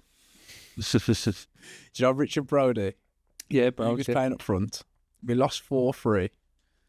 Last kick of the game, I give away a penalty. He's come clean from goal, nicked it past me. I've already dived at his feet, but you know when you like pull your hands away? You know he's like, gone down. The ref gave the penalty. I was devastated. I was like, I'm not even close to touching him. He's given the penalty, they've scored it, we've lost. After that game, Sneaks and Hinksy got the sack. So I was literally gone down alone until the end of the season. Played one 90 minutes, they've got the sack. Fickle game. So I'm thinking, Jesus Christ, what's going to go on here now? And to be fair, Neil Toove come in, who'd obviously been there before. This is at step 3. And to be fair to him, he gave me a chance there. Played 15 games. We ended up getting relegated, to be fair. But towards the end of the season, there was like 4 games left. There was another keeper there. I'd absolute meh. I had probably the worst game of my life against Marine away. I give away a penalty, and someone gave me a back pass. I passed it straight to their striker and I scored. We lost 4-1 away. To be fair, I had an absolute mare, but I weren't the only one. Mate, you need to be selling yourself, not saying all the shit things you've done. I'll tell the truth, I will. I'll tell the truth, I will. Yeah, had a mare. Had an absolute horror there. And on the way home, all the lads, you know what it's like on a coach home when everyone's calmed down and that, they just batter you, don't they? Yeah. So I just got battered all the way home. You brought another keeper in and we just took it in turns more or less because we were already getting relegated. We played, do you remember Shore Lane? Yeah. Shore Lane. We played them away and they were like playoffs. I on the bench. I've come on outfield, got an assist, then I. Really? Come on up front, yeah. My first little bit of action. Ball over the top. I've gone to chase it down. There's a massive puddle in the middle of the pitch. I've run like, I'm thinking, I'm in on goal. I run. Face first in this puddle. First 10 seconds into me coming on. Do you fancy playing outfield now? Because you're probably in the best shape of your life. I've got one knee. Oh, really? Got no PCL in my left knee, so yeah, no chance. Yeah. Can't twist and turn. I'm surprised you ain't pushed on, man. Like, I'm seeing players like Pondy as well back at Chase Town. Yeah. And I don't know whether it's like the nature of the game or what, because like I said, I'm a big fan of your work. I've always thought you've been a decent goalie. I think the best, obviously Kidderminster, I had one pre-season there where You're still young though, aren't you? Yeah, so when I was at Kidderminster, I had a pre-season, I was 20 years old. Bear in mind, I'd only been playing goal 5 years. But I'd had like that season where I was on non-contract, where I was training every day with, at the time we had Alex Palmer, who's West Brom's #1 now. Yeah. And we had Dean Snedker, who's like he played Northampton in League 2, I think. Yeah. Number of games, and he's played like conference ever since. So I was training with them 2 every day. And at first, when I first went in, I was fucking terrible. Compared to them 2, I was horrendous. Like everything they're catching on parrying, everything they're parrying's going in when it's me. Yeah. So like that, like 5 months, my game, like, come on, tremendous. Really? It was ridiculous. That pre-season I went back, they got rid of Dean Snedker because I think in the January, he had loads of clubs looking at him for a move. and he's like, they were offering him new contracts, and he kept saying no, thinking he was going to get a move. Yeah. And in the end, he never ended up getting the move, which he deserved because he was the best. He was the best player. Yeah. And in the summer, they were like, we're not giving you a contract now. We've offered you like 6 times, so we've kept up in the dough to get you to sign it, and you haven't signed it, whatever. So he left, and it was just me at the club, but I weren't even on contract. They were like, they said to me at the end of that season, just come back fit pre-season. We'll have a look at you because we're getting a new manager in. John Eustace come in. He's playing out from the back. That's my game. We went a whole pre-season and we had 2 teams. There was like the first team, like the proper players. I'm trying to think who was in the team. Keith Lowe. Yeah, Lowe.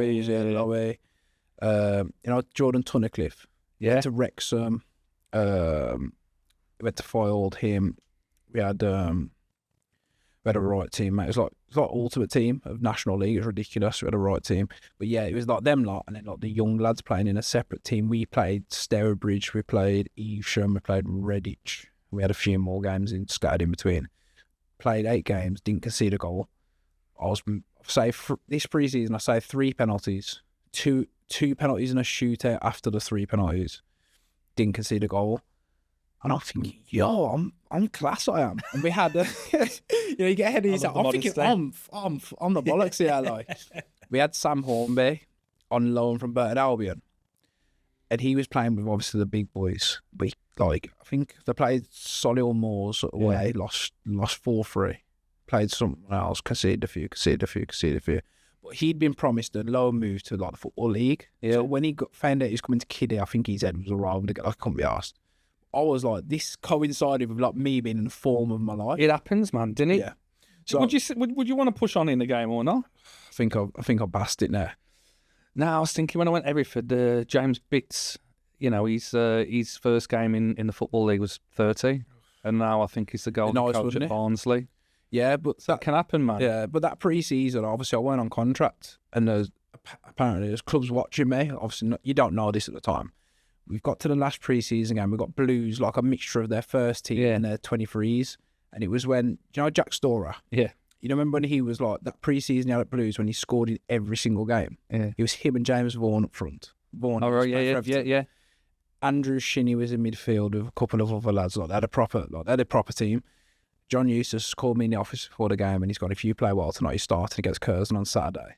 Bearing in mind, he said nothing like that to me all pre-season. He's like, you're doing well, just carry on doing what you're doing, you'll get a good contract or whatever. You got sent off then, did you? Nah, listen to this. So, before the game, he said that to me. And I was like, just do what you've been doing. You're playing Saturday in the first game of the season, buzzing. But 10 minutes later, I've gone back in the dressing room with the lads. Obviously, you don't take anything. Yeah, you just get on with it. I've had like, he's come back and he's gone, Jono, you need to go to the office. I think, the office? Chairman's office? No.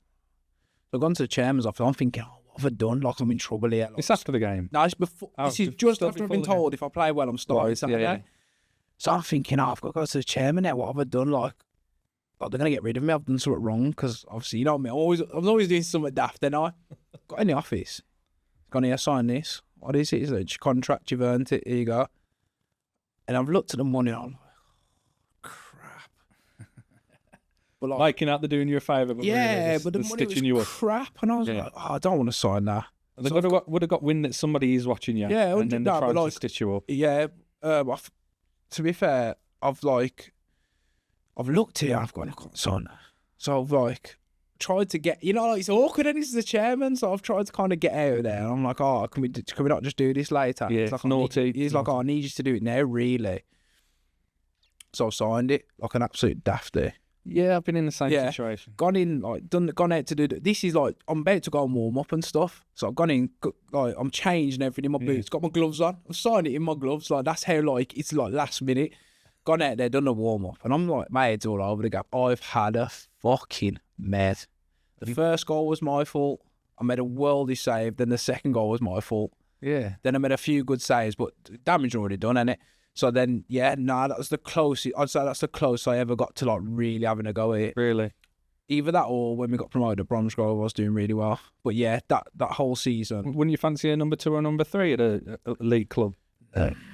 So I said I had James Balshaw on the other week, and he's always wanted to be number 1 wherever he is, but it's probably the best job in the world as a third choice keeper. It depends on what level you're talking, doesn't it? To be fair, like if you're gonna sit on the bench at like conference level, not really. No. You'd rather like play step 3. Do you know what I mean? And play every week type of thing. Whereas if you're talking like League One, sit on the bench in League One, go to all the nice grounds and train every day, be class, wouldn't it? Conference not bad though, is it? That conference now is like League 3, ain't it? Like some of the dough that's knocking about is ridiculous. But I just think, like I said, I was 16, I played 10 games that season. 17, I played 30. Always like I come up like always like playing games and stuff. So I think, like I said, when I was at Kidderminster, as much as I loved it there, the negative is that I never got a proper chance. Yeah. And I hated sitting on the bench. Like I'd laugh with the boys and whatnot, but you don't get the same buzz for it, do you? Like you're going to train every day. You get excited, like, play football with the boys, work on this, work on that. But then you think, I'm not even playing. It don't matter what I do, I ain't playing Saturday. So it's already point. So it's kind of one of them, like, if you're Scott Carson, you sat on the bench for Man City earning millions a year, fucking hell, take your hat off. Like, you deck it all day. But like when you're earning just normal money and you're not getting the buzz for football that you love. Like I said, especially being like old school as well, there's a romance to going out and running around and battling for 90 minutes. Like I said, you'd rather play like step 3 or step 4 and like playing like the first rounds of the FA Cup, or do you know what I mean? Like you're playing the qualifying rounds, you think, we're like 2 wins away from half decent. Stuff like that. Like you'll never get a feeling like that sat on the bench. Do you know what I mean? But yeah, to be fair, like I said, probably the best form playing of my career was probably Bromsgrove the second time round, I'd say. Yeah. When we got promoted from step 4. But even that season, like I got dropped for, I'd say 4 games for Craney. Craney come in. Oh, did he? Yeah. So did Tony go at that point? Tony breathing? No, Tony weren't there at that point. So what happened was step 4. It was I started this. It was Reece Francis and me at the start of the season. Reece played the first game against Overchurch in the FA Cup, and I think he played 2 more games. Really? Then he got dropped and I went in. Then I played like 15 games, 16 games. We were like top 2. Then we went on a team night out, and we was in Birmingham, and Bren's gone to me, we played Corby that day in a trophy. We lost 2-1. And they scored from a corner, and I can't remember the first goal. And he was like, I need you to be more demanding on crosses. Commanding, even not demanding, commanding on crosses. I was like, what do you mean? He was like, I think you could have caught that corner to score from today. Bear in mind, it's been whipped in flat near post, 6 yards out, and he scored. I'm like, what? But like, obviously on the night out, I'm steaming and that.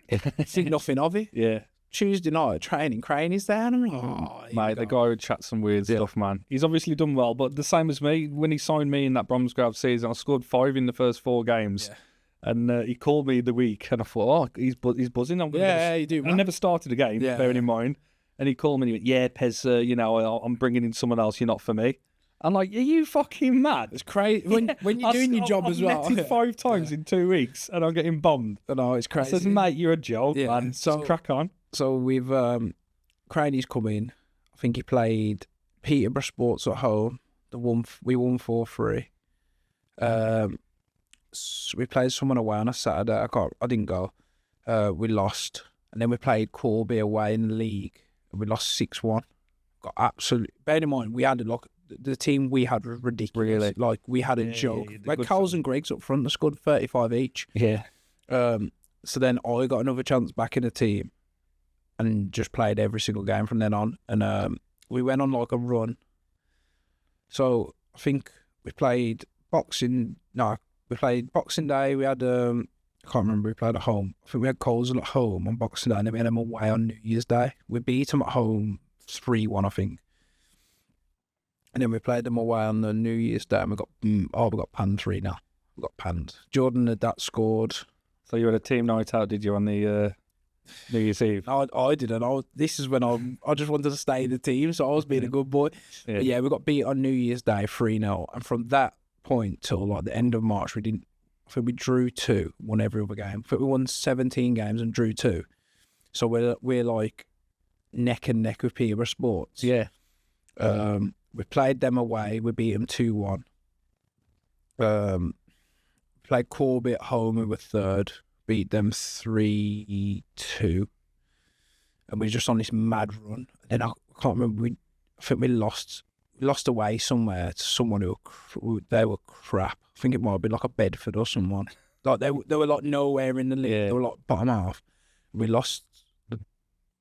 Or was it Dunstable? I think it might have been Dunstable. We lost like 3-2, and this was with like 5 games to go, and we were on a lot of points, and that was kind of like the league's gone now because Peterborough went and won that day, and I think they went like 7 points clear, but they'd only lost like 2 games to us. I think they drew like 3 and won every other game, so it's daft. So we're like, the league's gone now. So we just basically just kept trying to win as many as possible. So we made sure we had home like advantage in the playoffs. And it was that season when they were restructuring the leagues.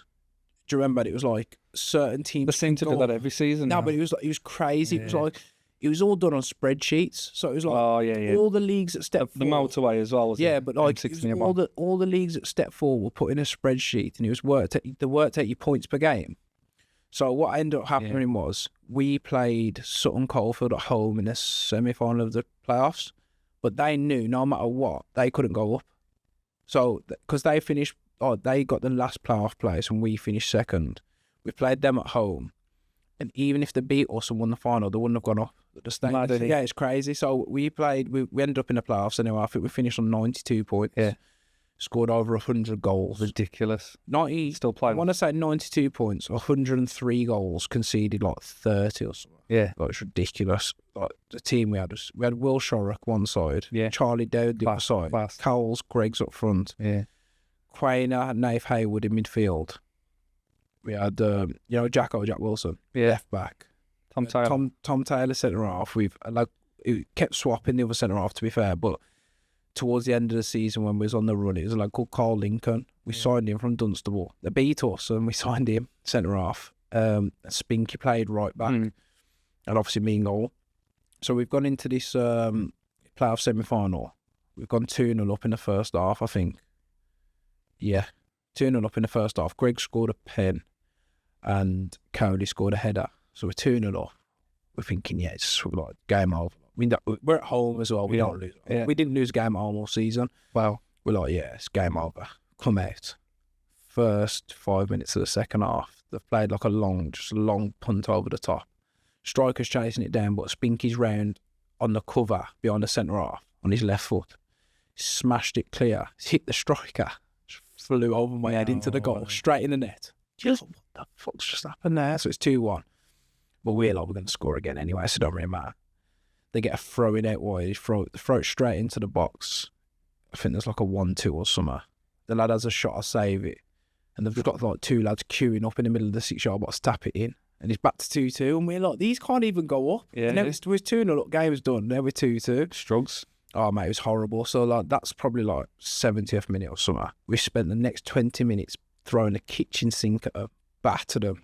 I think we've missed like 5 or 6 chances. And, you start to get that feeling like, don't let this be one of them days. Gone to extra. I think we hit the crossbar, last kick of like normal time. I want to say Greg's had a free kick about 25 yards out. And obviously, he can strike a ball. Yeah. Thinking, please, Greg, just put this in. He's levered it. Crossbar back here, rest blew the whistle full time. We're like, fuck's sake, now we've got extra time. Oh, right, okay. Yeah, so we've got extra time.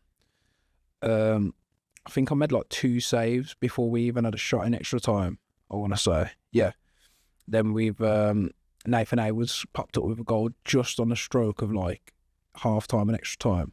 Then we've spent like the last 50 minutes of extra time, like the second half of it, just like camped in. Every time we clear it, it comes back. How many was there that game? It was a Tuesday night. I want to say was it? Like 950 odd. Unreal. So we've ended up, we kept hitting them on the counter, missing chances, and then it just comes straight back down the other end, we're defending again. But yeah, it was like game basketball. We ended up winning that 3-2. I won man of the match. You had to get that in there, didn't you? Yeah, 100%. Then we got Corby, who finished third, who were like, I think they finished on 86. So it was 86 for Corby, points third, 90, 92 for us second. Peterborough Sports on like 97, I want to say, who finished first. So it's like the stat, like the gap. So you went up or not? 3. You went up second. Yeah, so only top go up and then playoff final. Yeah, so playoff final, we ended up playing Corby.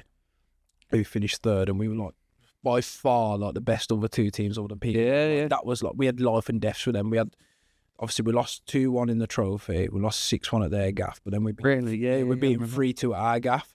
So it's like they've won 2, we've won 1. Go anywhere. Other than the 6-1, all the games have been good. Yeah. So anything can happen in the playoffs. yeah. So I've spent, this is sad as fuck, but I've spent like the whole journey there. I was watching like, Casillas. I'm watching, like, I'm sat in the back of the motor just watching like his best saves, like just to like, That is not, quite sad, yeah. but just to not think about the game we're going to play. So I'm just like sat there watching his YouTube videos, whatever. And I've got to the ground at like 1 o'clock. Bear in mind, it's like 1:30 meet. So I'm thinking, I'm just stood here, I'm walking around the ground, chilling out, whatever. But like, there's already people there. So I've got there at 1 o'clock. Yeah. There's like probably 100 people there, and I'm thinking, Jesus. Anyways, like, it's got to about 1:30. I've got in the changing room, chatting shit with the lads as usual. At our meeting, like, we knew the team picks itself at this point. Like, our team's just a joke. I think, like, even because I think Charlie Dowd got injured, we was playing. Do you know Jake Heath? Yeah, of course. He was playing, obviously, centre midfielder by trade. Yeah, lovely. Yeah. He was playing right midfield, and on the New Year's Day game against Coleshill, Shozza dislocated his shoulder, so we signed Kieran Westwood. So he was playing left midfield. So on our bench, we had Shozza and Charlie Dowd to come on in case. So we've gone out to warm up, and it's rammed already. Like, there's already 1,000 there at like 2 o'clock. Done a warm up. You've never heard like the noise doing a warm up. I've never heard anything like it. I've been at like. We played Grimsby away with Kidderminster, and I was on the bench. There was 4,500 there. We played, I want to say Tranmere as well. I think it was Tranmere. There was fucking load there. But like, actually playing, I'm doing a warm-up. No, I'm playing. I think Wrexham away, there was a load there. But like, when you're doing a warm-up and there's that many people there, and you're playing, like, you get such a buzz. So I've gone out to do the warm-up. There's like 1,500 there at 2 o'clock. Done a warm-up, come back in, got changed. Normal routine, whatever. Come back out like 5 to 3, whatever, 10 to 3, whatever time it is. You're heaving. You can't move. Like, if you get the video up of the playoff final, I'm like, how they got so many people in that ground, I'll never know. Like, it was ridiculous. Nothing beats it. Yeah. It felt like proper like, it felt like we was playing in like League One or so. It was ridiculous. It's not the people, it's the energy, man. It's like an energy in the air, like crazy. An anxiety. It's I think I walked out like to do like the handshakes, whatever. My legs are shaking. I'm not at this point. I'm like, I think I'm 22 or 23. Yeah. So like, I've played many games. Like, I'm thinking, it's just another game. Got out there. It wasn't another game. We've got jelly legs, so we should do the handshake and coin toss, whatever. And the game starts. And obviously, everyone just wants you to do well, don't they? Like, there's that many people there. I think Corby brought about 500, I'd say, and everyone else was there for us. So, like, already you kind of feel like, we need to do it today, kind of thing. But, like, with the players we had, it weren't like, I was never nervous we weren't going to do it, kind of thing, because you look around, you've got Coles up front and Greg's up front, there's 70 between them, kind of thing. So I'm like, I know these boys are going to perform. So, first 10, 15 minutes, they've had like 2 or 3 chances. I've made a one-on-one save, tipped one onto the bar from a header from about 6 yards out. We're a bit under the pressure, but it's kind of like dying down now. Like, we've got hold of the game a bit.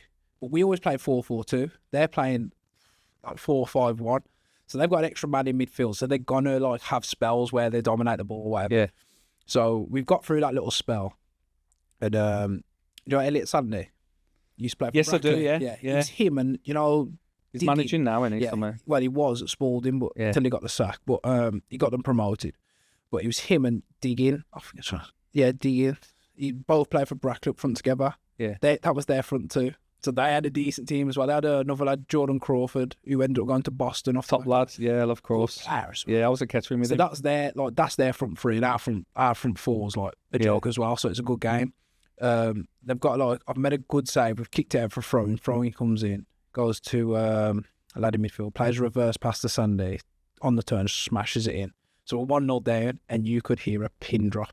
It was horrible. Look, no, like all the energy and all the nerves and that just sucked out the place immediately. So we're 1-0 down after about 20 minutes, whatever. And we didn't get nothing going first half. And I'm like, this has not been like this all season. Like, we've always had threat. Playoffs are different, gravy, man. We just never got nothing going. And I think Cowles picks the ball up on a wide right.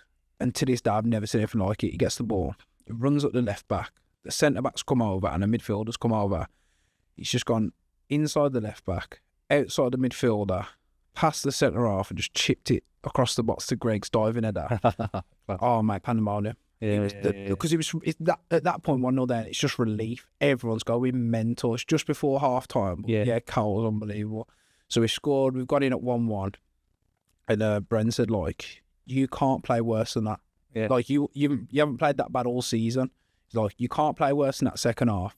So go out there, do what you do, and you'll win this game. And everyone's like, yeah, we were crap. And we're 1-1. Yeah. So we've gone out there. And there's an old saying that we used to have: when we kick up the hill, we always score. No matter what, we always score going up the hill. So we're going up the hill at Bromsgrove. I think we rushed into a 3-1 lead. Like, yeah. So we've come out second half, and within 5-10 minutes, Greggs has pulled out wide, whipped one in for Cowles, across the man near post, smashed it in the roof of the net from about 8 yards out, 2-1. But then obviously the place is going mad. There's thousands. They said it was like 3,500 there. Have a day off, there's about 5,000 in there. Yeah. Obviously 25% goes to the opposition, 25% to the league. Well, I know they do that cheeky one. There's no way it's 3,500. There's more than that. But yeah, the place has gone mental. And we've just had this spell for about 20 minutes where we're all over them. And towards the end of that spell, I think someone's played a crossfield ball and Westy, like, just trying to keep it in. First time, just smashed it back across the goal. But, like, there's no one really in there other than Cowles. The keeper's come to, like, deal with it. And he's just parried it straight down there. Cowles' little tap in. Back post, yeah. So 3-1 up now. Cruising. Like, we could go and score, like, 5 and 6 here. Like, game's dead. Just like the semi-final. I think they've had... can't remember which one was the first and which was the second. Yeah, so they've played, like, they've got out then in our little right back's channel. It's come all the way across the pitch. It's gone bang, bang, bang. And the lad who's at the back post has got like a couple of seconds touch shot. But he smashed it straight at me. But he's hit it hard, so I've like just pushed it straight back to him. Yeah. It's come down, he's just smashed it again on the volley. And I've got like a shin to in. It's gone in. I'm thinking, fuck's sake, should have done better with that. So it's 3-2, and I'm thinking, fucking hell. Should have saved that. The game's comfortable. With about 5 minutes left, they've just slinged the ball in the box. I think Tom Taylor's got a flick on it. It's gone to a lad at the back post. Jacko's kind of like, you know, when you're rushing as a defender, and all he's done is just flick past him. Jacko's out of the game. He's smashed it across goal, and Crawford's there for a tap in, like, middle of the goal, 6 yards out. Crawford's so it's 3-3, yeah. So it's 3-3, and we're like, fucking hell, we're throwing it away. How's it play out? Yeah. So extra time, I think. Probably the most important save I've ever made, like more or less straight from kick-off. Long ball. Sandy's he's peeled off to the back post, and so I was like, digging. And he's headed it back across to Sandy, and it's like on his right foot. I know he's not right foot, he's all left foot. So I'm just like, he's got like, it's one of them, it's like slow motion. Like, he's got to score. And I've just like come out, just spread dives at it, smashed it straight at me. Like, fortunately, that was like straight from kick-off, more or less. And then the game's kind of settled down again. And then just before half-time again, literally exactly the same time Nave scored in the semi-final, Westy's picked the ball up and he's just gone on this, like, you know, when everyone's knackered. So you're dribbling with the ball, but you're not sprinting. It's like a 3-quarter run. Yeah. He's like on this little run, but like, no, but like people are coming to close him, but they're not really closing him. And he's just like, weaved in and out. Yeah. Got like 5 yards from the edge of the box and just like absolutely levered it. Just flew into the net. You're like, what the we just scored. Place has gone like erupted. How long's left there? So literally, as soon as they've took the kick off, it's blue for half time. Half time. Yeah. So obviously it's that half time where you get about 30 seconds. Yeah. So Brent's running the pitch. We've got in the like little hood or whatever. It's like, listen, just keep it tight at the back. Straight from like their first attack of the second half extra time, we've just hoofed it clear. Cowles is 1-on-1 with Mulligan. Yeah. I think his name's Gary. It's Gary Mulligan, I want to say. Centre half. He used to play for Brackley as well. Yeah, I know you're on him. I can't his first name. So Cowles in a foot race with him there. And they've got a covering defender, mixed race geezer, who's probably about 30 somewhere at the time. So Carl's just absolutely rinsed him for pace down the line. Cut inside, got tripped, then scored as he's on the floor. The ref pulled it back. Penalty and red card. Oh, wow. So he ain't given the goal, but he sent the centre half off and gave us a pen. Bearing in mind, I forgot to mention, Greg's missed a penalty in normal time. Yeah. This game and everything. So we've already had penalty. We've already had one penalty. We've missed it. Carl's has scored 2 at this point. He's on his hat trick and they've had someone sent off. He's fucking missed it as well. Keeper saved it. So they're down to 10 men and it was just like backs to the wall for the rest of the game. But yeah, we ended up getting over the line in the end and got man of the match in that one as well. To be fair. Just to, just for the... And I bet you that was a party, wasn't it? Oh, Another promotion too. And No. that was like the most reserved getting promoted ever, That game sounds like it took a bit honestly, out of it. Same with the fans as well. So obviously everyone's on the pitch. There's like thousands on the pitch. We're getting our medals, whatever. I'm giving away my gloves, my boots, my shin pads. I'm just giving it to like your kids shorts, your pants, your top. I get them. There's too many kids there, but yeah, I was just giving all my stuff away, like in the moment kind of thing. Nothing beats it. Nah, nothing will ever come close to that. But yeah, we got in a bar after, and everyone's just fucked. You put so much like emotion into that game, and like the whole season, and so much effort, and just everyone was just really hit. It's mad though because that season was probably the best season I've had, and I went to the next pre-season, played all pre-season, and then with 2 games left of pre-season, Breeds comes and signs. Mate, that's ridiculous. What a story there, man. I appreciate you coming over. Yeah, my pleasure, It's been an absolute blast talking about your experiences and obviously regards your football, mate. You've probably got another 10 years plus in the game. Hopefully. Let's see where your career goes. I'm excited to see what happens. Yeah, I think we're at a time now where like there's going to hopefully be opportunities off the back of the show, and especially with obviously me and Tiegan winning it. Fingers crossed, like something can come of it, and I could start doing things that I really enjoy rather than just having to like do work for the sake of work. Do you know what I mean? Like I still see you grafting him. I'm shocked, to be honest, mate. I think I've had since the show finished, I'd probably say 2 weeks off, and obviously that's since really February. To be fair, I've had other than holidays. Is that plant attacking you again above your head? It's just. I'll say hello to my thing. Now I've had like 2 weeks off and like 2 holidays, but that's literally I've been grafting the whole time. Really, I think it's good to get back to normality and kind of not get carried away. Do you know what I mean? Like, at the end of the day, it was just a TV show that I'd done kind of on a whim, just for something to do. So like when you've been pampered by like the TV world, when you get looked after like you're a celebrity and stuff, it's nice to just go back to work with like. Obviously, I work for my mate's old man as well, so it's like just normal people, just doing like a little family business. I'm not just saying it, mate. You look good. You look good on TV, your persona and everything. So I'm excited to see what's next for you for sure. Now, to be fair, I do think I'd always say like for anyone who's actually like prospectively gonna go on a TV show, just be yourself, because if you try and play a character or try and play it a certain way, first of all, it's going to be exhausting for you. Because it's long days, and you can't pretend to be someone you're not for 24 hours. You can't sustain it. It's impossible.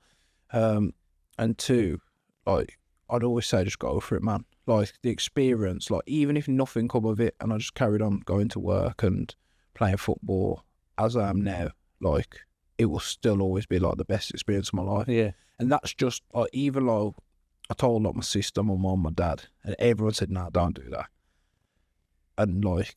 Everything I've learned from it and just like the whole experience, like the best thing I've ever done. So I'd always say like just whatever you think at the time, just go for it, because like the chances of it like going wrong is very slim and the chances of it going really well are very high.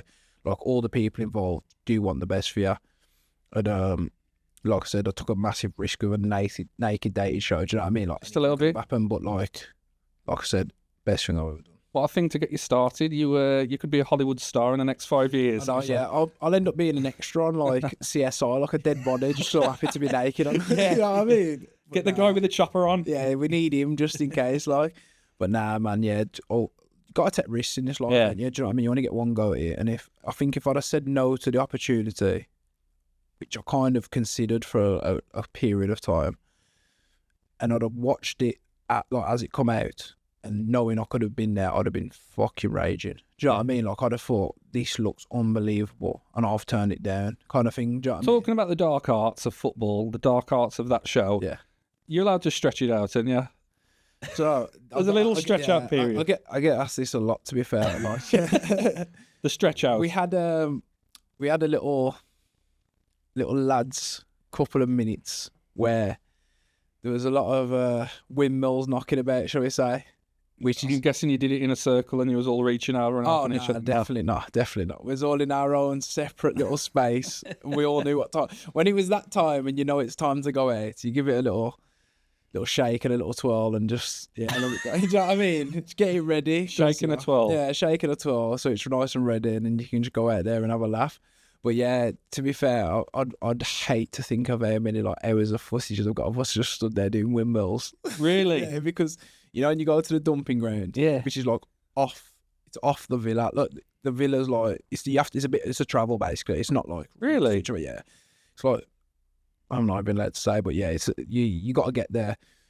But It's a flight. Nah, it's local, but it's not right next to it. But Yeah. basically, it's like that's always on the night time. And obviously, even though it's like 30 degrees, there's always a wind. There's always a breeze. So, like, when you get there, you have to give it a good windmill because you know you're going to be stood there for a while and it's going to be quite cold. Yeah. So, we had our own little windmill. But there's time. some giggles, weren't there? Was the women there as well while she was Nah, we got split up for that bit. Really? Yeah, because they were the other side of the fire pit to us.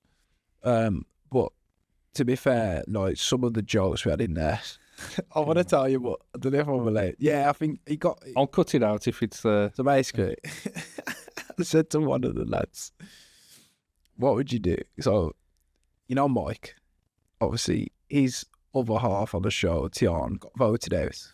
Yeah. So he's just in there by himself kind of thing. And there was a girl come in or whatever, and I was going to Mark, what would you do? She got like a choice to take someone to the cabana and she picked you. And he's like, I'd go. I was like, what'd you do? She like started twerking. His reaction, I'm not going to say what he said, but his reaction and what he said is the funniest thing I've ever heard to this day. Like, me and the boys were like, when I say on the floor. Thanks for sharing it with us. Sorry. I'll just tease you with that one, yeah. This is the funniest story, but I'm not telling it yet. I don't know if I'm allowed to say it, man, but it's along the lines of he'd just have a little alone time in the toilet and come back. Yeah, well, was you allowed to do that? Nah, not really. I don't think. Nobody did it, so I don't know, but I doubt it. Like, Really? Was there cameras in the toilet? not in the toilet. No. Yeah, no, not in the toilet. That's your only little privacy area, but still, no. I don't think anyone. I'll be bleeping some of this stuff out, I think. Yeah, 100%. Yeah. Oh, we was on the floor dying of laughter. But to be fair, you know what? It was. You always with like partners, ain't ya? So there ain't no need for that anyway. Do you know what I mean? Oh, of course, yeah. Do you know what I mean? Do you know what I mean? You're just getting at it, weren't you? Bloody hell. Well, so, some of us was. To be fair, we split the rooms up, didn't we? So there was like a couple's room, which was the girls' room, and then there was like the single room, which was the boys' room. And that. Mate, who was it? Romari, what was the guy where you just said, I think your relationship's fake? I think you're fake, and yeah. Like, what couple do you want to go? Oh, Romeo and Dominic. Romeo? Okay, so basically, me and Billy had a conversation that day, and because Tag team? no, it weren't even like that. He was just more of like, because we've seen people get voted out kind of thing, and me and him were like had connections, and we were actually like giving it a go and stuff. Yeah. And we just had a conversation and said like, let's just call out what we see. Like, it weren't even a like, we're both going to say this about one person or an next person. It was literally like, whatever goes on now, let's just be 100% honest. Because I don't want people like, I don't want to be thinking something about someone, not say it, and then I get voted out when I'm actually doing it properly, type of thing. So we just had a conversation like that. And I just thought like, because obviously I went in and straight away, I went on the date with Lauren. But then from that point on, I was just getting to know Tiegan. And we were literally spending like all day, every day, like next to each other, talking to each other, kissing each other, cuddling each other, whatever. Yeah, we've seen it, man. Jeez. Yeah, I know, but like, while I was in there, I thought like Romeo and like Dom they'd known each other longer, and they weren't as like touchy feely, and they weren't really kissing and stuff like that. And I just thought like, it's strange, innit? Do you know what I mean? And I just kind of said that. I was like, I don't think it's as the way you're making it out. I don't think it's quite that. Yeah. But then it all went off. That was like, oh mate, everyone was getting involved. Oh, it was crazy. Yeah, he was harsh, man, because he also made a comeback, didn't he? And then he got done again. Yeah, but he was saying like, oh, you don't know a shoe size and a favourite colour. And I said, like, what's I know, that man. to do with anything? Do you know what I mean? Like, it's crazy. I was like, bro, like, Bless you. in the outside world, who gives a fuck what shoe size you are? Do you know what I mean? Yeah. But like, there was loads. Like, honestly, I think they could have made 20 episodes out of it. Yeah. Like, there was so many like little arguments like that that would be hilarious to watch back. Yeah. That didn't get put on. But I think because of how like they'd already like sorted, it's going to be 10 episodes, it's going to be an hour long or 45 minutes long or whatever. They kind of just had to really streamline it, which is a bit of a shame. He was done tasteful, man. He was done tasteful. Yeah. I don't want to say Love Island's a bit more dirty than it, but it's like vulgar. Yeah. And considering you guys were naked, it was probably less vulgar, which is a strange thing to say. I think as like a production team, that's a real hard line that to follow because we're naked. Yeah. Whereas like when in Love Island, because they're all got clothes on. And he's at MTV as well. Yeah. So that's like X on the Beach and kind of Geordie Shore. Yeah. But because in all those programs, everyone's wearing clothes, you can push the boat out on the content in terms of what's being said and how it's being said and spoken about. Whereas because millions of people are going to watch this and we're already naked, there's like a high bar of like what's acceptable and what's not. Like there's so many things. Like even when you're like referring to like genitals and stuff, like you have to use like proper words. Like I read an article with Rylan, and he's saying he had so much media training regards what to say and what not to say. Genuinely, like if you're talking about your own body, you could say it how you want to say it. Yeah.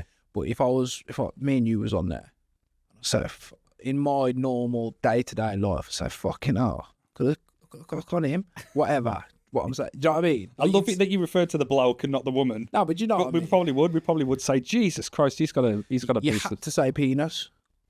Yeah. Like, but like it got to the point where you can't really. I think that's the first time we've said penis. That's what I'm saying. It's crazy, but like when you're looking at the girls and that, it's like if I was like with my pals and that, flaps on that or whatever, just like daft. Do you know what I mean? Like just daft. You couldn't say that. Oh. But you'd have to say like vagina. Yeah. But you wouldn't even, because you have to say vagina, you just wouldn't say it because it's proper. But it's mad, because that's what's going to get views, man. People are going to laugh their asses off. I think it's just because we're naked and it's so like, it's such a new concept. Yeah. And they want it to be like a long running thing. I do think like it's a very like tough line to have to follow just to make it. Yeah. I think season 5 will be brutal. Oh, mate. Big carnage. Hopefully do an all-stars version. Bringing back Jono Brown. Yeah, I tell you what's been a nice surprise for me, mate. Obviously, I've got it to watch you, Paramount Plus and whatnot. This is it. Mate, I forgot how good Beavis and Butthead was, man. Oh, man, that's a throwback, that is. Jesus Christ. If you've been watching it now, mate, they've got an episode where Beavis and Butthead are like old. Like they've aged. One's fat and the other one's completely a mess. Oh, Jesus mate, it's Christ. unbelievable. Yeah, we don't need to see that. I remember it from my childhood instead. Mate, it's quality. Nostalgic. Yeah, I mean, my lad's obsessed with it. Whether that's right that he's watching it or not, but he's... Like father, like, the apple doesn't fall far from the tree, does it? Really This doesn't. is it. But, mate, what you've said about Tiegan and stuff, I hope you repair those bridges and, you know... Yeah, definitely. It's like I said, we've had an experience together that we're never going to have with anyone else. So it'd be nice to get to a place where we can... Obviously, we are civil now, but it'd be nice to get to a place where we can be like proper friends again and stuff. Even if we never get like in a relationship, whatever. But at least we can like